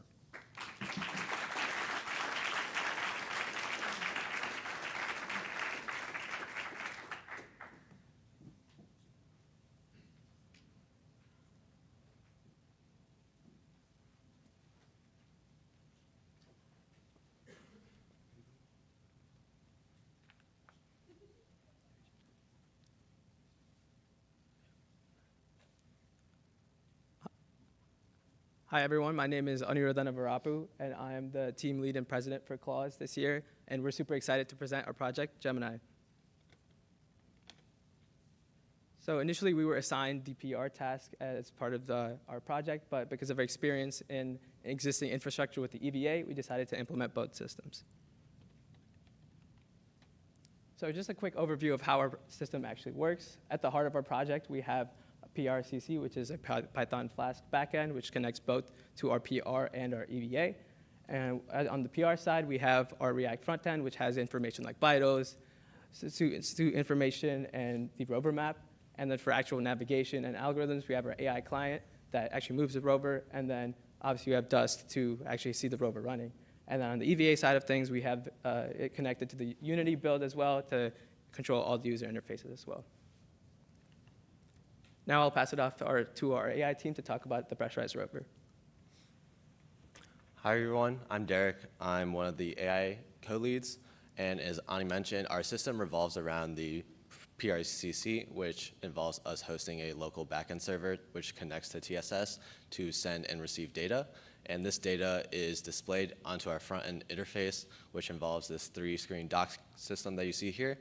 And next to this dock, we also have a joystick to allow the user to, rather than use the autonomous mode for driving, manually drive the rover instead. So the first screen on the dock is our PRCC dashboard on the left-hand side. And as you can see, information about these suits, information is displayed on the screen. In addition, we also have our alert system in the top right, which displays any alerts, cautions, or warnings that may result from values that are going outside of their nominal range. In addition, any values that have recommended procedures, the procedures are also displayed alongside the alert, in addition with a button that allows the user to immediately enact the procedure to try to prevent any dangerous situations from occurring as quickly as possible.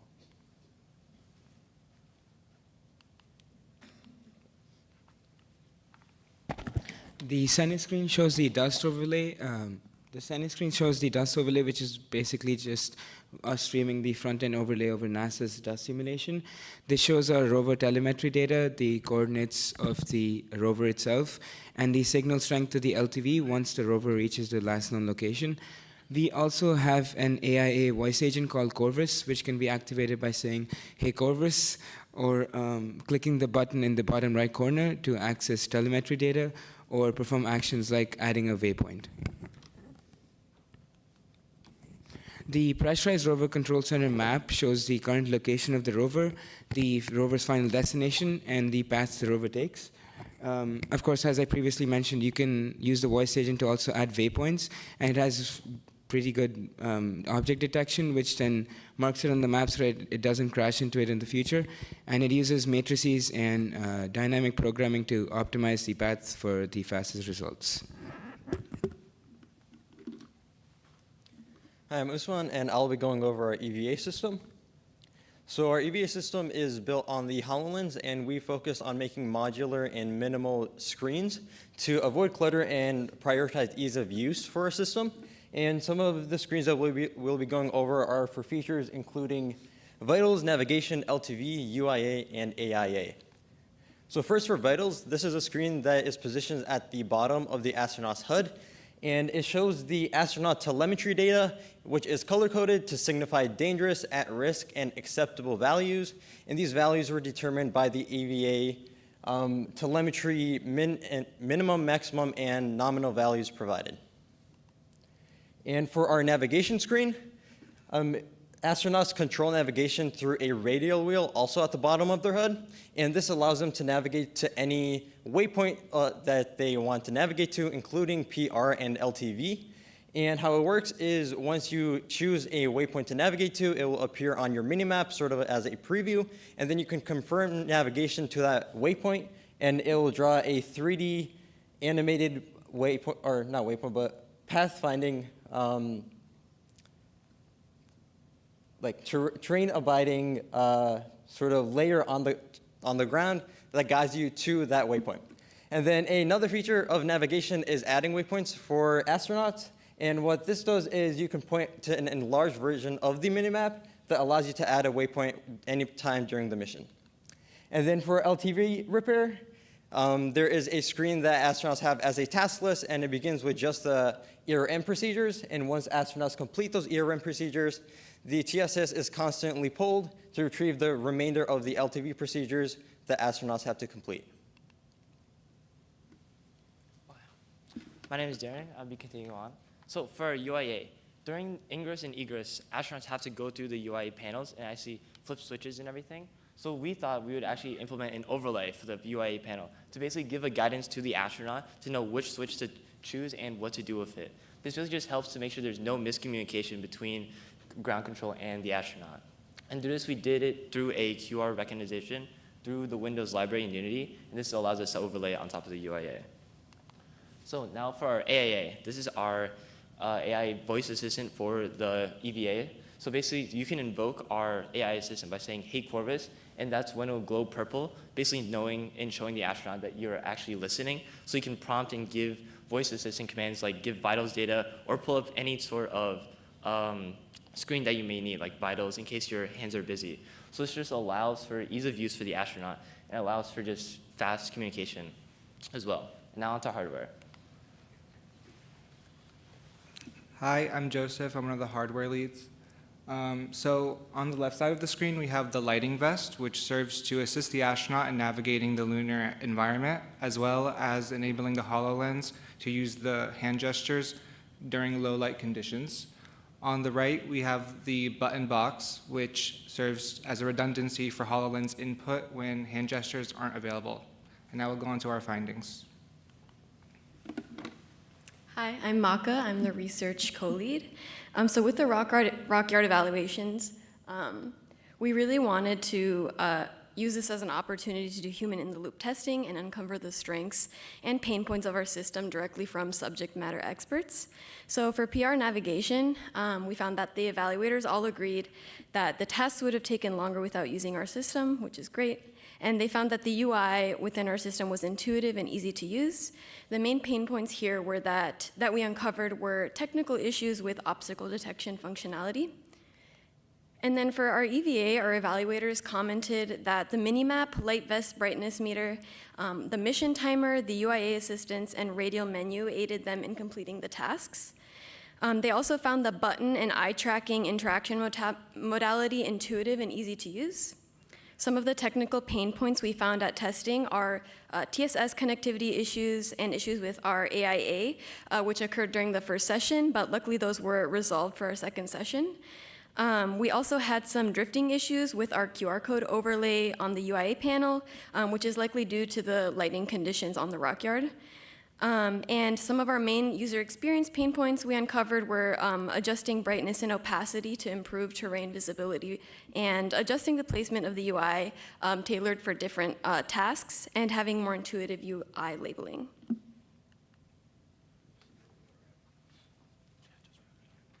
And then to finish us off with outreach and professional development, we had a ton of different outreach events. As you can see over here, we were able to reach out to almost 500 K-12 students and increase the demographic of people that we address to, including senior citizens. And then for our professional development events, here are some of the professional developments events we had. And we were also able to partner with Onshape and SimScale to offer all of our students access to those softwares. We had a really awesome test week, and we're really grateful to NASA and the NASA Suits team for this opportunity. Thank you all for listening.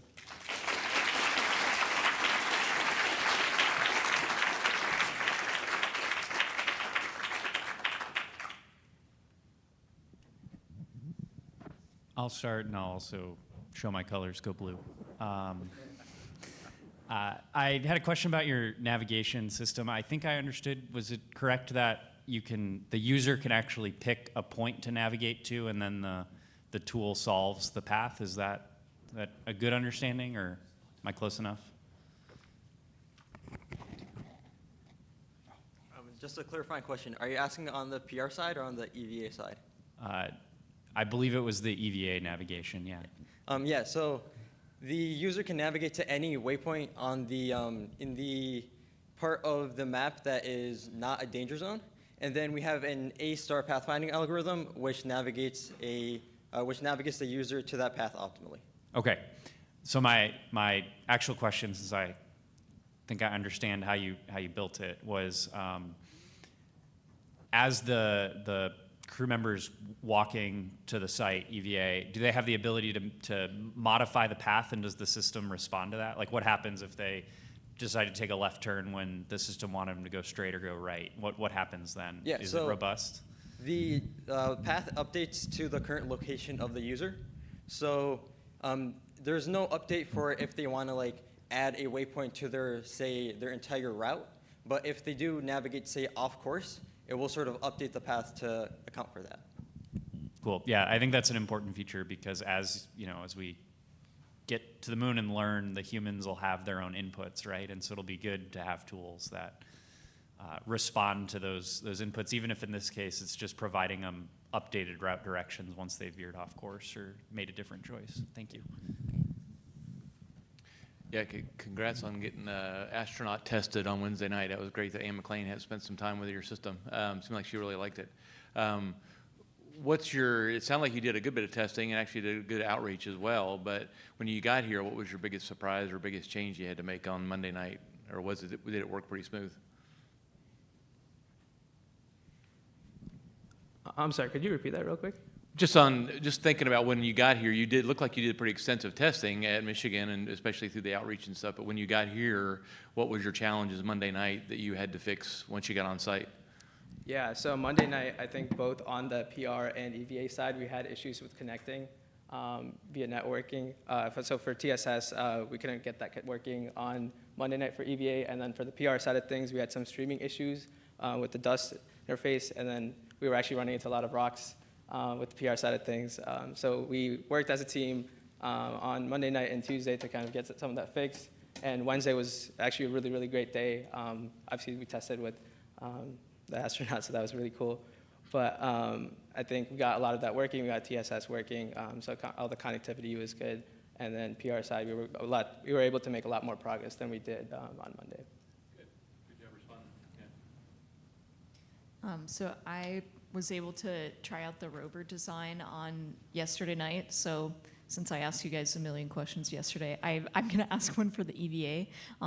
So for the button that you guys were using to swap between the waypoints, where did you guys end up like keeping that? Was it like attached to the vest, or was it like on the wrist? To clarify, are you talking about the button box? Yeah, or like, because I guess that is also another question. Like the button, the red button, was that the same radial button they were using to switch? No. Okay. No. So to answer your question, that was attached to the leg, like right about here. Okay. Thank you. So they would use that while using eye gaze or their pointer finger and have that input. Thank you for the question. Okay, got it. And then, so for that button then, what did that button do instead of the, like, I know the radio button was for the switching between the locations, but the other button, was it for procedures or? So the button actually is what controls the interface, like the physical button. So the radial button is actually like an augmented reality display button. So that's something that you can click either with your hand or with eye gaze and the physical button that's on the side of the leg. Does that Okay. clarify your question? Yes, okay, that makes sense. And then I guess, like, how'd you guys decide to use the vest? Like, did you try any other designs before you landed on the vest? I think this was our initial design, but it was way clunkier before. So it was like over double the size because we hadn't really thought about its ergonomics or volume at that point. But over iterations over the past few months, we were able to reduce it to half the size that it originally was and replace where all of the components internally was to reduce that volume. So, yeah. Thanks.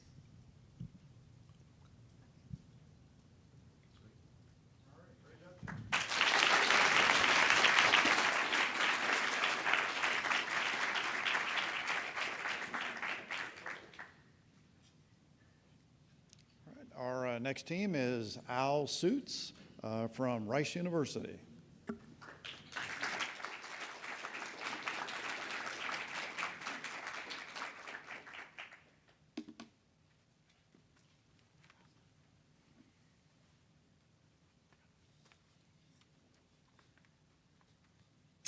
Hello everyone, I'm Mizur Kantu, and we are representing Team Owl Suits from Rice University.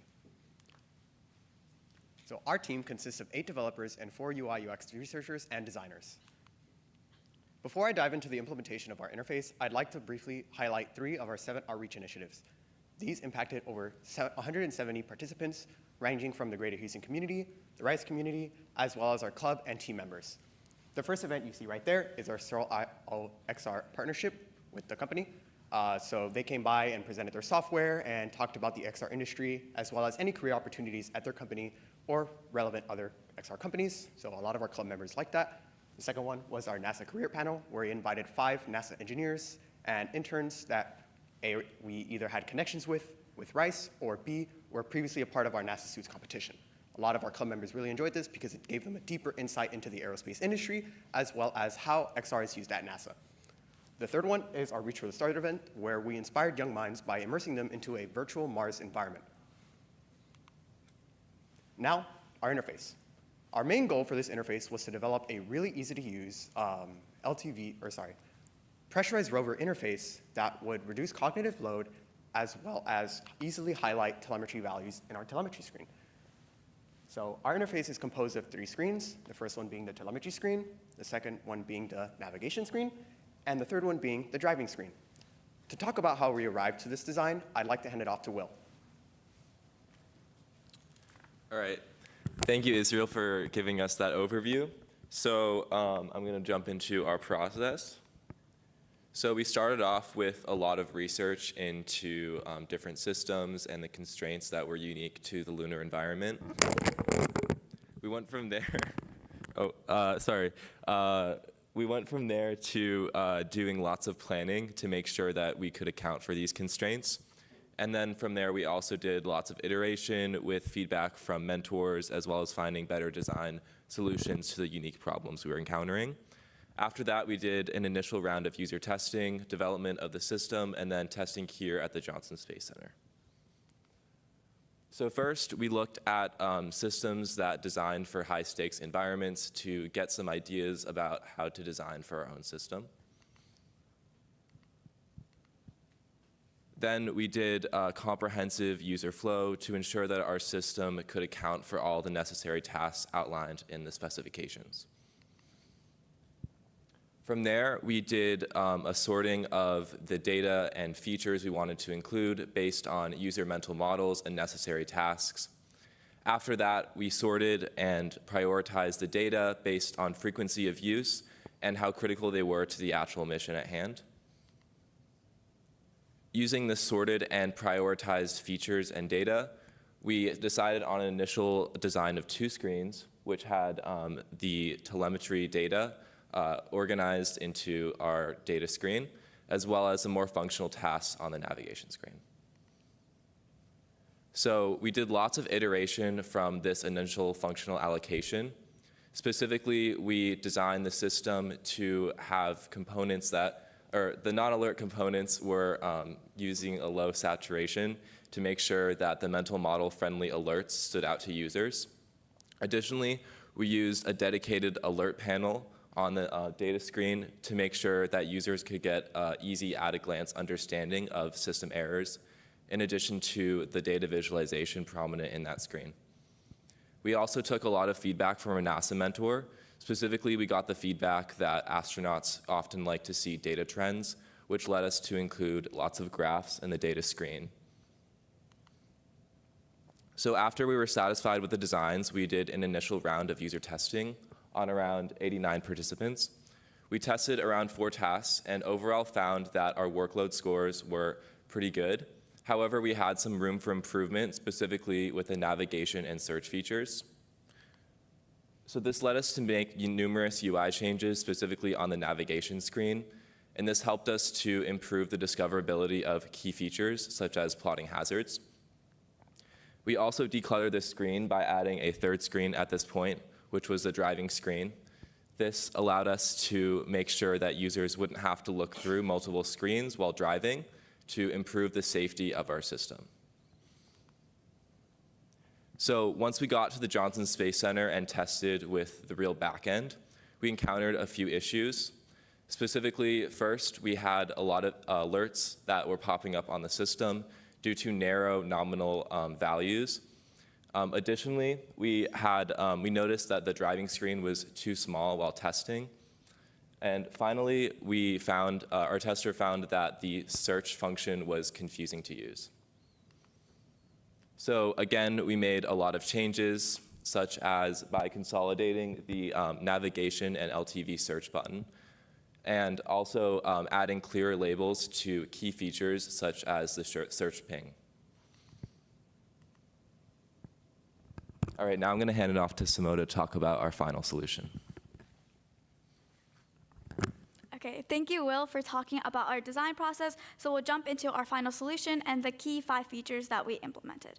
So the first one, okay, so the first one is the search and navigation, which allows users to help them locate the LTV. Here, all the LTV search is done autonomously, but we keep the human in the loop by showcasing the pings, the RSSI values, and also the current search area. We also have status updates, the projected path, and the current phase of this LTV search that we are in. Second is map interactions, and so users can plot POIs and also hazards by just clicking on the map or also inputting in X and Y coordinates. So third is the AI assistant. So we have voice dictation, and the AI assistant can help you answer questions about current telemetry values as well as current warnings, and shows an in-chat, so it shows an in-chat widget, so you can see dynamic updates to the telemetry values. It also answers any questions about procedures and how you do a specific task.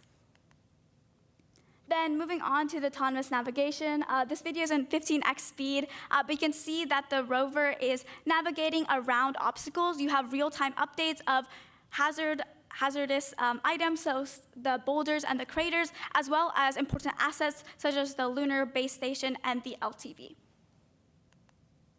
And then lastly, we have the telemetry data and the alerts.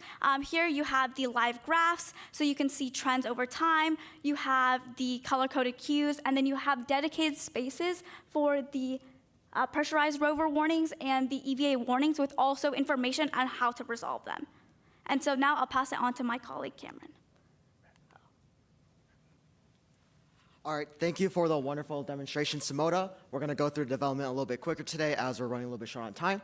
So first off, a broad system architectural diagram of what we're working with. We have a main primary Python backend server that takes in 3 streams of telemetry input, dust simulation information, as well as LLM responses from our Llama model. This then gets processed in our server and then put out to our 3 monitor screens that were shown in the demonstration.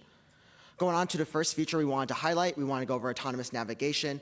During initial construction, we ran into issues with just using the LiDAR to sparse data, so then we adapted and added our computer vision pipeline to help improve it and its autonomous capabilities and its safety.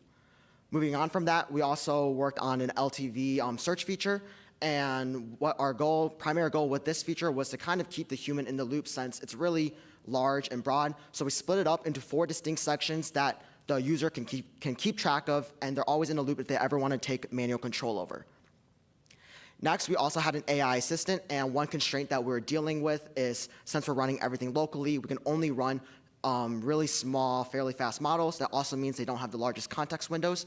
So in order to overcome that, we created a retrieval augmented generation pipeline that allows our LLM to search through a vector database and only find the necessary information for procedures, warnings, telemetry data, and whatever it needs to give the most personalized and accurate response possible.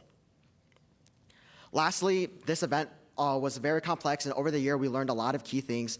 The first thing we learned was that flexibility and adaptability was key. Initially, we were worried that we wouldn't be able to get a successful autonomous navigation algorithm working because of the LiDAR constraints, but staying flexible and realizing that we can create a vision-based system to assist it really helped with that. The second main thing we learned is also learning when to push back. So as Will discussed earlier, the nominal ranges for the telemetry values were extremely strict, resulting in warning, fatigue, and overload on our telemetry dashboard stream. So after discussing it with our NASA mentor as well as with our 2 design evaluators, we decided to tone it down a little bit and only really just raise primary warnings for when it starts reaching the extremes or when trends say that there's been a big jump in telemetry data and that we should look over it. Finally, the last lesson we learned is that getting user qualitative feedback is very important. One thing that we really enjoyed doing this year was starting off with our human factors research and kicking that off early. So then after each iteration of testing, we can find new improvements. And this really helped us declutter our design, really simplify everything, and reduce cognitive load. And last but not least, I'd like to give a couple quick thank yous.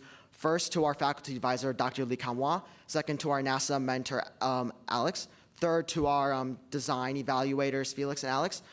Fourth, to the NASA Suits team for hosting and organizing such a wonderful event. Fifth, to everyone here for making it such an enjoyable and memorable experience. And finally, to our team who helped us develop this project, stuck with us the entire year through late nights and making sure that everything worked out. And lastly, go Owls!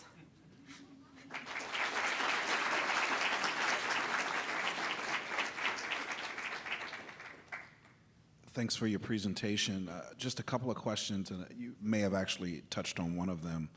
How did you go about prioritizing which changes to make and when? That's always critical. And then, given your team, talk about dynamics. How did you handle decision-making? Consensus, majority, who knows the most? Talk a little bit about that. Yeah, so with regards to the first question about like what changes to make, what we really wanted to focus on was usability as well as what time constraints we have. So with respect to just test week, we found that like we needed to fix some UI changes to our buttons and our procedure list just to make it a little bit more intuitive. So we focused on getting those changes and updates done first before figuring out more complex issues on the back end that might have not been working up to our expectations. With regards to how we're doing team leadership and dynamics for resolving these issues, one thing that we really focused on with our project management this year was for teams to have ownership. So we split up our project into several different sections, from a map screen, a driving screen, a telemetry stream, and more. And each of these teams have sub-team leads that really just own everything about it, and that they are the ones and the points of contacts to reference for.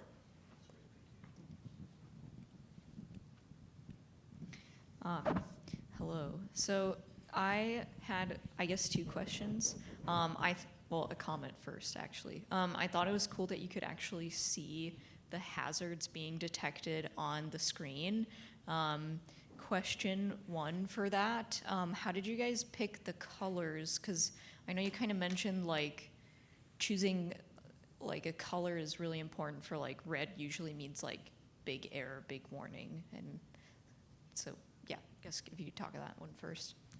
Yeah, so with regards to specifically the autonomous navigation system and the computer vision pipeline we made, we realized while just driving the rover manually ourselves that the biggest issues were boulders. Even the smallest boulder can cause the pressurized rover to tip over, turn in different directions, or just completely stop. So we made those red. We found craters to be less of an issue, so those are marked yellow. The LTV is the goal, so we made that green. And then the home base, we all like the color purple, so we just made it purple. And then did you guys end up finding the LTV for your test subjects during the week? We got close. Okay. Thank you.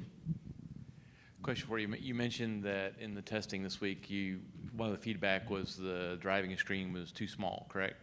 So the easy question is, hey, what are you going to do to fix that? But what I want to hear about is how are you going to make, especially since it sounds like you're split into 3 different screens, 3 different teams, who's going to give up on the EVA screen? What are you going to give up to make room for something? And on the PR screen, what are you going to give up? How are you going to approach that?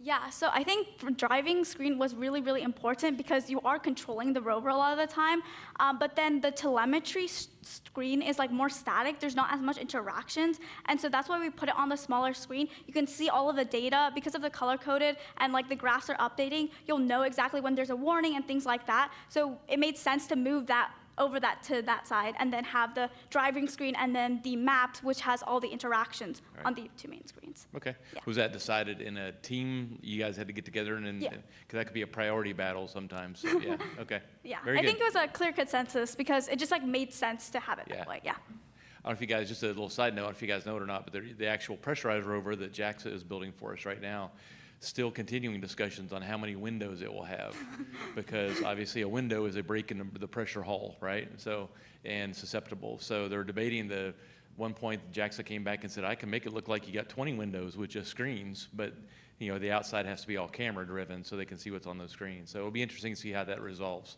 So, yeah. Just had one more open-ended question.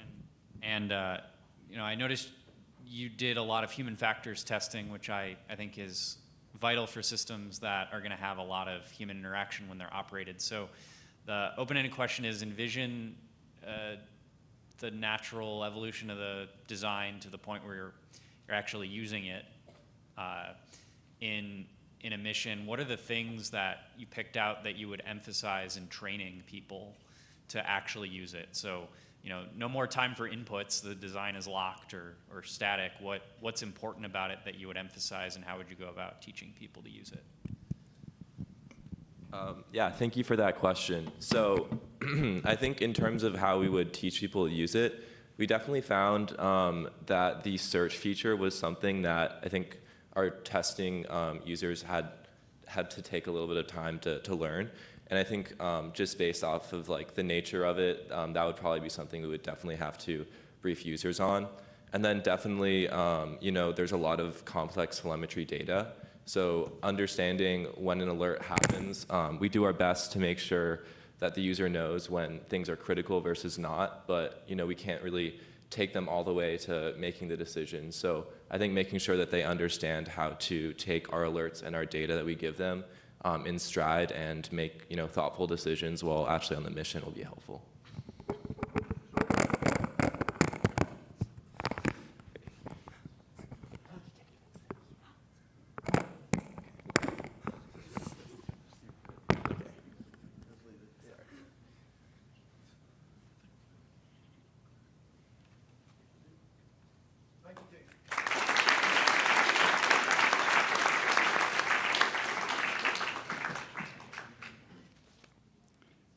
All right, our next team is Team RISD Astra from Rhode Island School of Design and Brown University.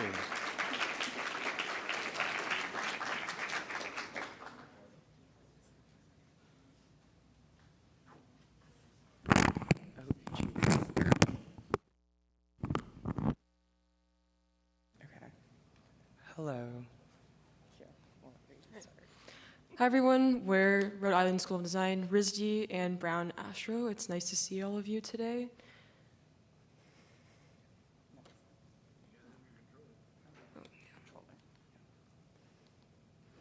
Okay, so starting off with our introduction, we have 26 designers total with our Chief of Design, Anthony, and we also have 8 developers total with our Chief of Development, Shivam. I'm one of the co-project managers. My other co-PM is Alaika Saputra, who couldn't be here today, unfortunately. So starting off with outreach, we have 3 main events. On the left-hand side, you can see on the front, there's a screenshot of a panel. So you guys actually might recognize 2 of those faces. We had Felix Arwin and Kaya Shah, who are both RISD alumni from the Industrial Design Department, and they both now work at NASA. This was really fun because we got to have a recording of the alumni answering different questions about their journey from RISD all the way to NASA, and a lot of undergraduate students took inspiration from that, and I feel like a lot of them are very inspired and see, the end of the road for them and what they can do to follow that path. At the bottom left corner, we have a outreach event we did with Down City Design Studio, which is a local design company in Providence, Rhode Island. We taught a digital fabrication workshop to high school and middle school age students. So essentially teaching them how to use Figma and what the EVA is, how it connects to the HUD, what Unity is, all of that amazing, great stuff.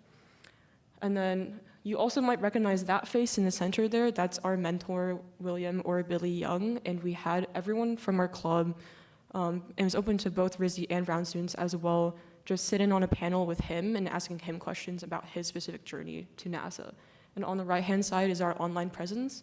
So that's our Instagram where we post practically weekly. And essentially it's just getting a bigger outreach to both schools about what space design actually can look like and how students can get involved.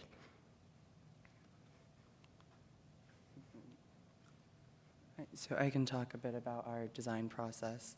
At RISD, we use an adapted version of the agile development process for our UI UX design.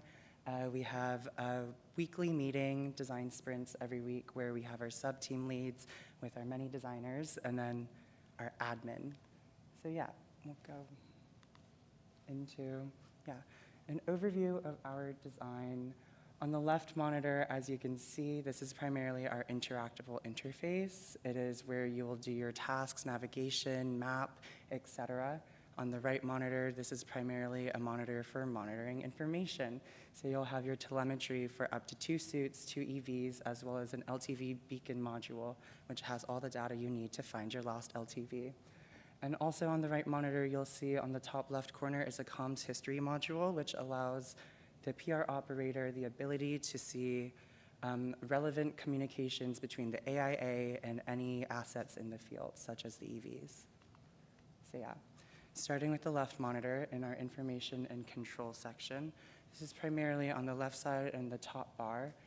On the left side, we have the task module. This displays current tasks, subtasks, and allows you the ability to skip a task, add a task, move on from tasks, as well as edit them in detail if the operator chooses to do so. On the left side as well is also a notifications tab for any notification history you may receive while you're operating. Below that is the path optimization module, which allows you to reorder your POIs and optimize your path according to that. And then as you can see, there is our AIA button. Yeah. Oh. Why is it not loading? There we go. Okay, I guess I'll just use this image. But yeah, so in this image, if we look on the map and not the control side, so on the map on the top side, you can see there's a POI list. There you can see a summary of all your POIs. Right next to that is Add POI. If you click the Add POI button, the map becomes a clickable surface, and anywhere you click on the map will then add a POI. The same goes with the Add Hazards. If you click Add Hazards and then click, the map becomes a clickable surface, and you're able to click the vertices of any shape you would like to draw. And then, we show additional telemetry. And then on the top right corner of the map, you can see some of our other additional toggles, such as predictive telemetry, and then map controls such as increasing and decreasing size. So yeah, this image still isn't showing up. Oh, there it is. So yeah, here you can also see some of the hazards which were added, such as the dark region, which is marked in yellow, which is a caution, or the very dangerous region, which is marked in red. So yeah. And then more about the map is our breadcrumb system. So you'll see our breadcrumb is split into three types of line. We have a solid white line, a solid blue line, and a dotted line. The dotted line is the path you will be taking. The white line is the path you have taken. And the blue line is the path you are currently traveling. Oh, what just happened? Okay, sorry guys, I don't use these a lot. Okay, then on our right side, we have our telemetry interface. Our telemetry interface provides the PR operator with an overview of all the relevant information for both the PR as well as the EVs in the field. So you'll have the suit information, the EV telemetry, as well as our LTV beacon. Our LTV beacon is made up of the pressurized rover telemetry as well as the automatic signal detection, which will send out pings to the LTV based on here. You can see like you can put 1 ping per 30 minutes, or if you really want like 30 pings per 30 minutes for an automatic detection service. And yeah, additionally, this comes with a directional compass and the signal strength indicator. So as you get closer to the LTV, you'll be able to tell where to go. Yeah. And another feature of our telemetry is that as any telemetry approaches an off-nominal range, the entire telemetry value will change towards that indication. So if we're getting higher CO2, it will indicate this is an uncomfortable range of CO2, and you'll see an overall suits tag as well will turn yellow as well to indicate that there's something generally wrong with the suit.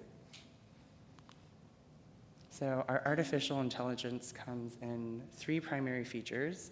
The first being predictive telemetry toggle. So in the map, if you turn on the predictive telemetry, every single POI will then have the ability to, once you hover over it, it will tell you the telemetry you'll have when you get there. Ooh. And then, so this comes in especially in handy if you're trying to go really far. It will tell you before you even start navigating to that place, like, hey, you won't have enough telemetry to return. This is past your point of no return, so it won't let you do that. And then our AI comes in a button with a passive and active state. You can click it or type questions to it, and it will reply both verbally and written language. And then again, I've covered the comms history a little earlier, but it's just a place that collects all of the communications between the AIA, EVs, PR, and lets you sort through them with quick tags. Yeah. Okay. And then finally is our warning and notification system, which also follows the NASA norms of green being safe, yellow being caution, and red being warning. These pop up in 3 locations, either the center if it's a major warning, up in the right if it's a lower priority, and all of them have a history in the side.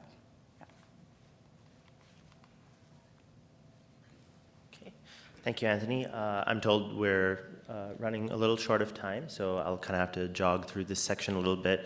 Our system is architected after the hub and spoke model of distributed systems. So we've separated every function into a single server of its own, and we have one centralized hub that connects to the TSS and handles all interfacing.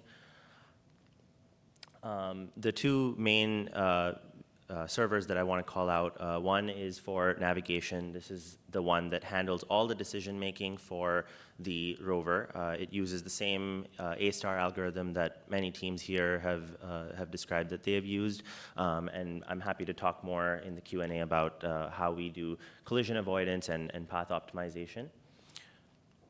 And the other is the artificial intelligence assistant, which runs entirely on device and actually has some levels of redundancy built in case the local LLM is not able to handle any kind of input. We have a backup to make sure that the user always gets accurate information in a timely manner. So I'll just breeze by user testing really quickly as to not go over time. First of all, we have the user testing in the Rock Yard. There is our mentor again, William Billy Young.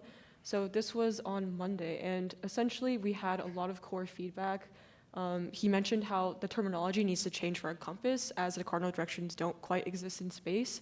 And then we also needed a more hierarchy, obvious emphasis for warnings, which warnings should be prioritized over others. For example, EV warnings should probably be prioritized over the LTV, and then specific information that the AI needs to be trained on. But yeah, so really quick, also, we user tested around 30 people of different design literacy levels, and all of them said that our design system did not have any cognitive overload, which is great. And our mentor even mentioned that a piece of paper had more eye strain than our design did. So that's really awesome. So thank you all so much for coming, and thank you to our mentor, Billy, and thank you to our faculty advisor, Michael Lai, and thank you to all of you for listening and being here.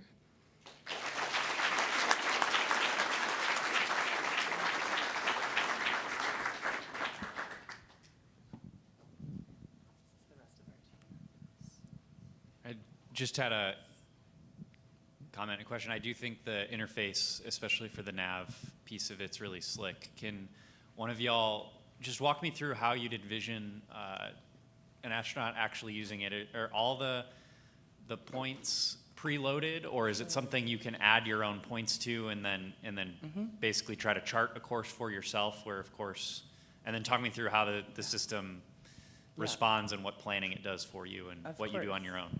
So it would be more like the latter, which you just described. If an PR operator were to start using this, it would be an empty interface with just the map. They would be able to click the Add POI button and add any POI which they want.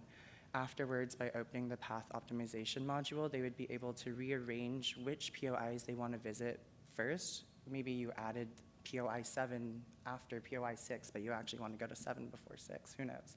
And then from that, our path optimization module will chart the shortest path between each POI while moving around whatever known hazards you've marked on the map. And then Shivam can also speak a bit more to the actual autonomous navigation algorithm and how that works. But yes, you would be able to either, I think the answer to that question is actually yes to both scenarios. You could probably preload POIs to this, as well as just start with it blank and do it that way, yeah. Yeah, thank you. I think it's really important that as we design tools like these and we don't quite know how we're going to use them until we get there, to have intuitive customization like that. And I really like the drop a pin and then rearrange the pins technique. That makes a lot of sense to me. Thank you. I just had a couple of comments.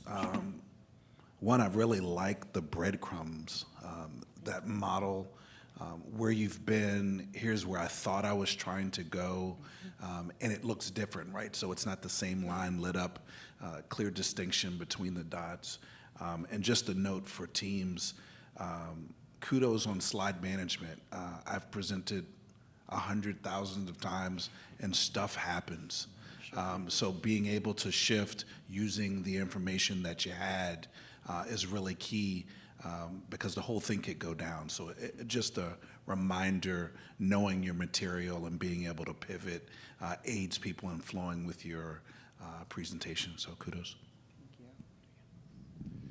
One question on the on your development side, I think you mentioned about a hub and spoke.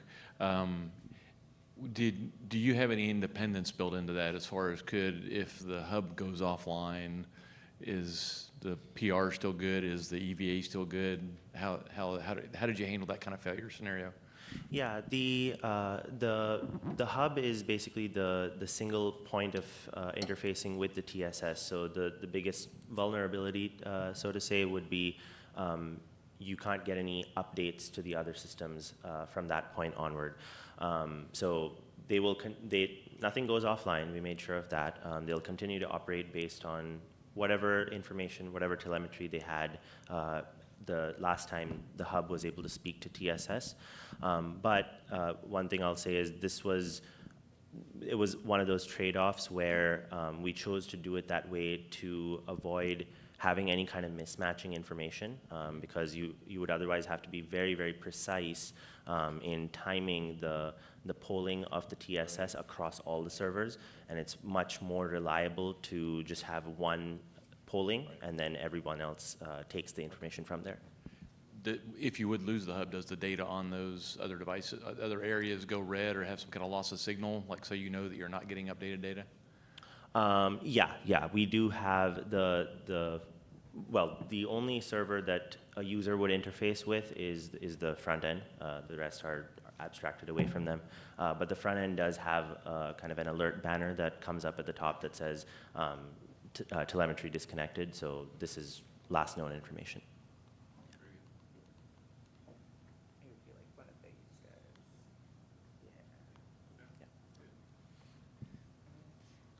I have more of a comment. I liked that you guys had in your UI both the signal strength indicator for the pings, that you could tell how close you were getting to the LTV. Did that help with finding the LTV? So I will say, even though we got close to the LTV, our evaluator was unable to find it, actually. But yeah, I will say generally it is perceived by a lot of our user testers as a helpful tool. It is very helpful in conjunction with the directional compass as well, which is just indicating the front of the PR and from which direction it believes the signal's coming from. Yeah. Got it. And then I also liked that you could see the prediction between the different points for if you would be able to make it there or not. So I think that's really helpful. Thank you.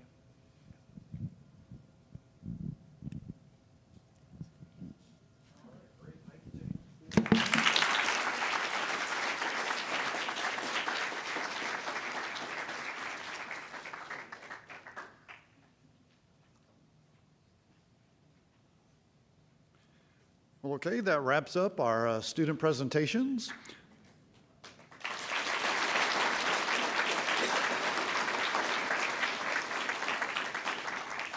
Each of our teams have done a phenomenal job. Great job, guys. The work you've shown today demonstrates how well each team member, with their individual unique skills and abilities, was able to collectively come together and, given a challenging and common purpose, able to innovate and perform at an exceptionally high level. It is what makes great teams, each individual bringing their strengths under a shared purpose to make something greater and better, just like NASA.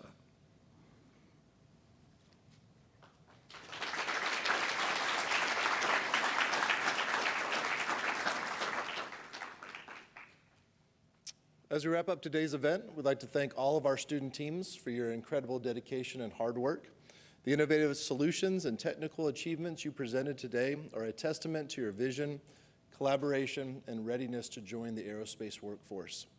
Thank you to everyone watching and supporting these students today, and we look forward to seeing you again for the NASA Suits Challenge in 2027. Goodbye.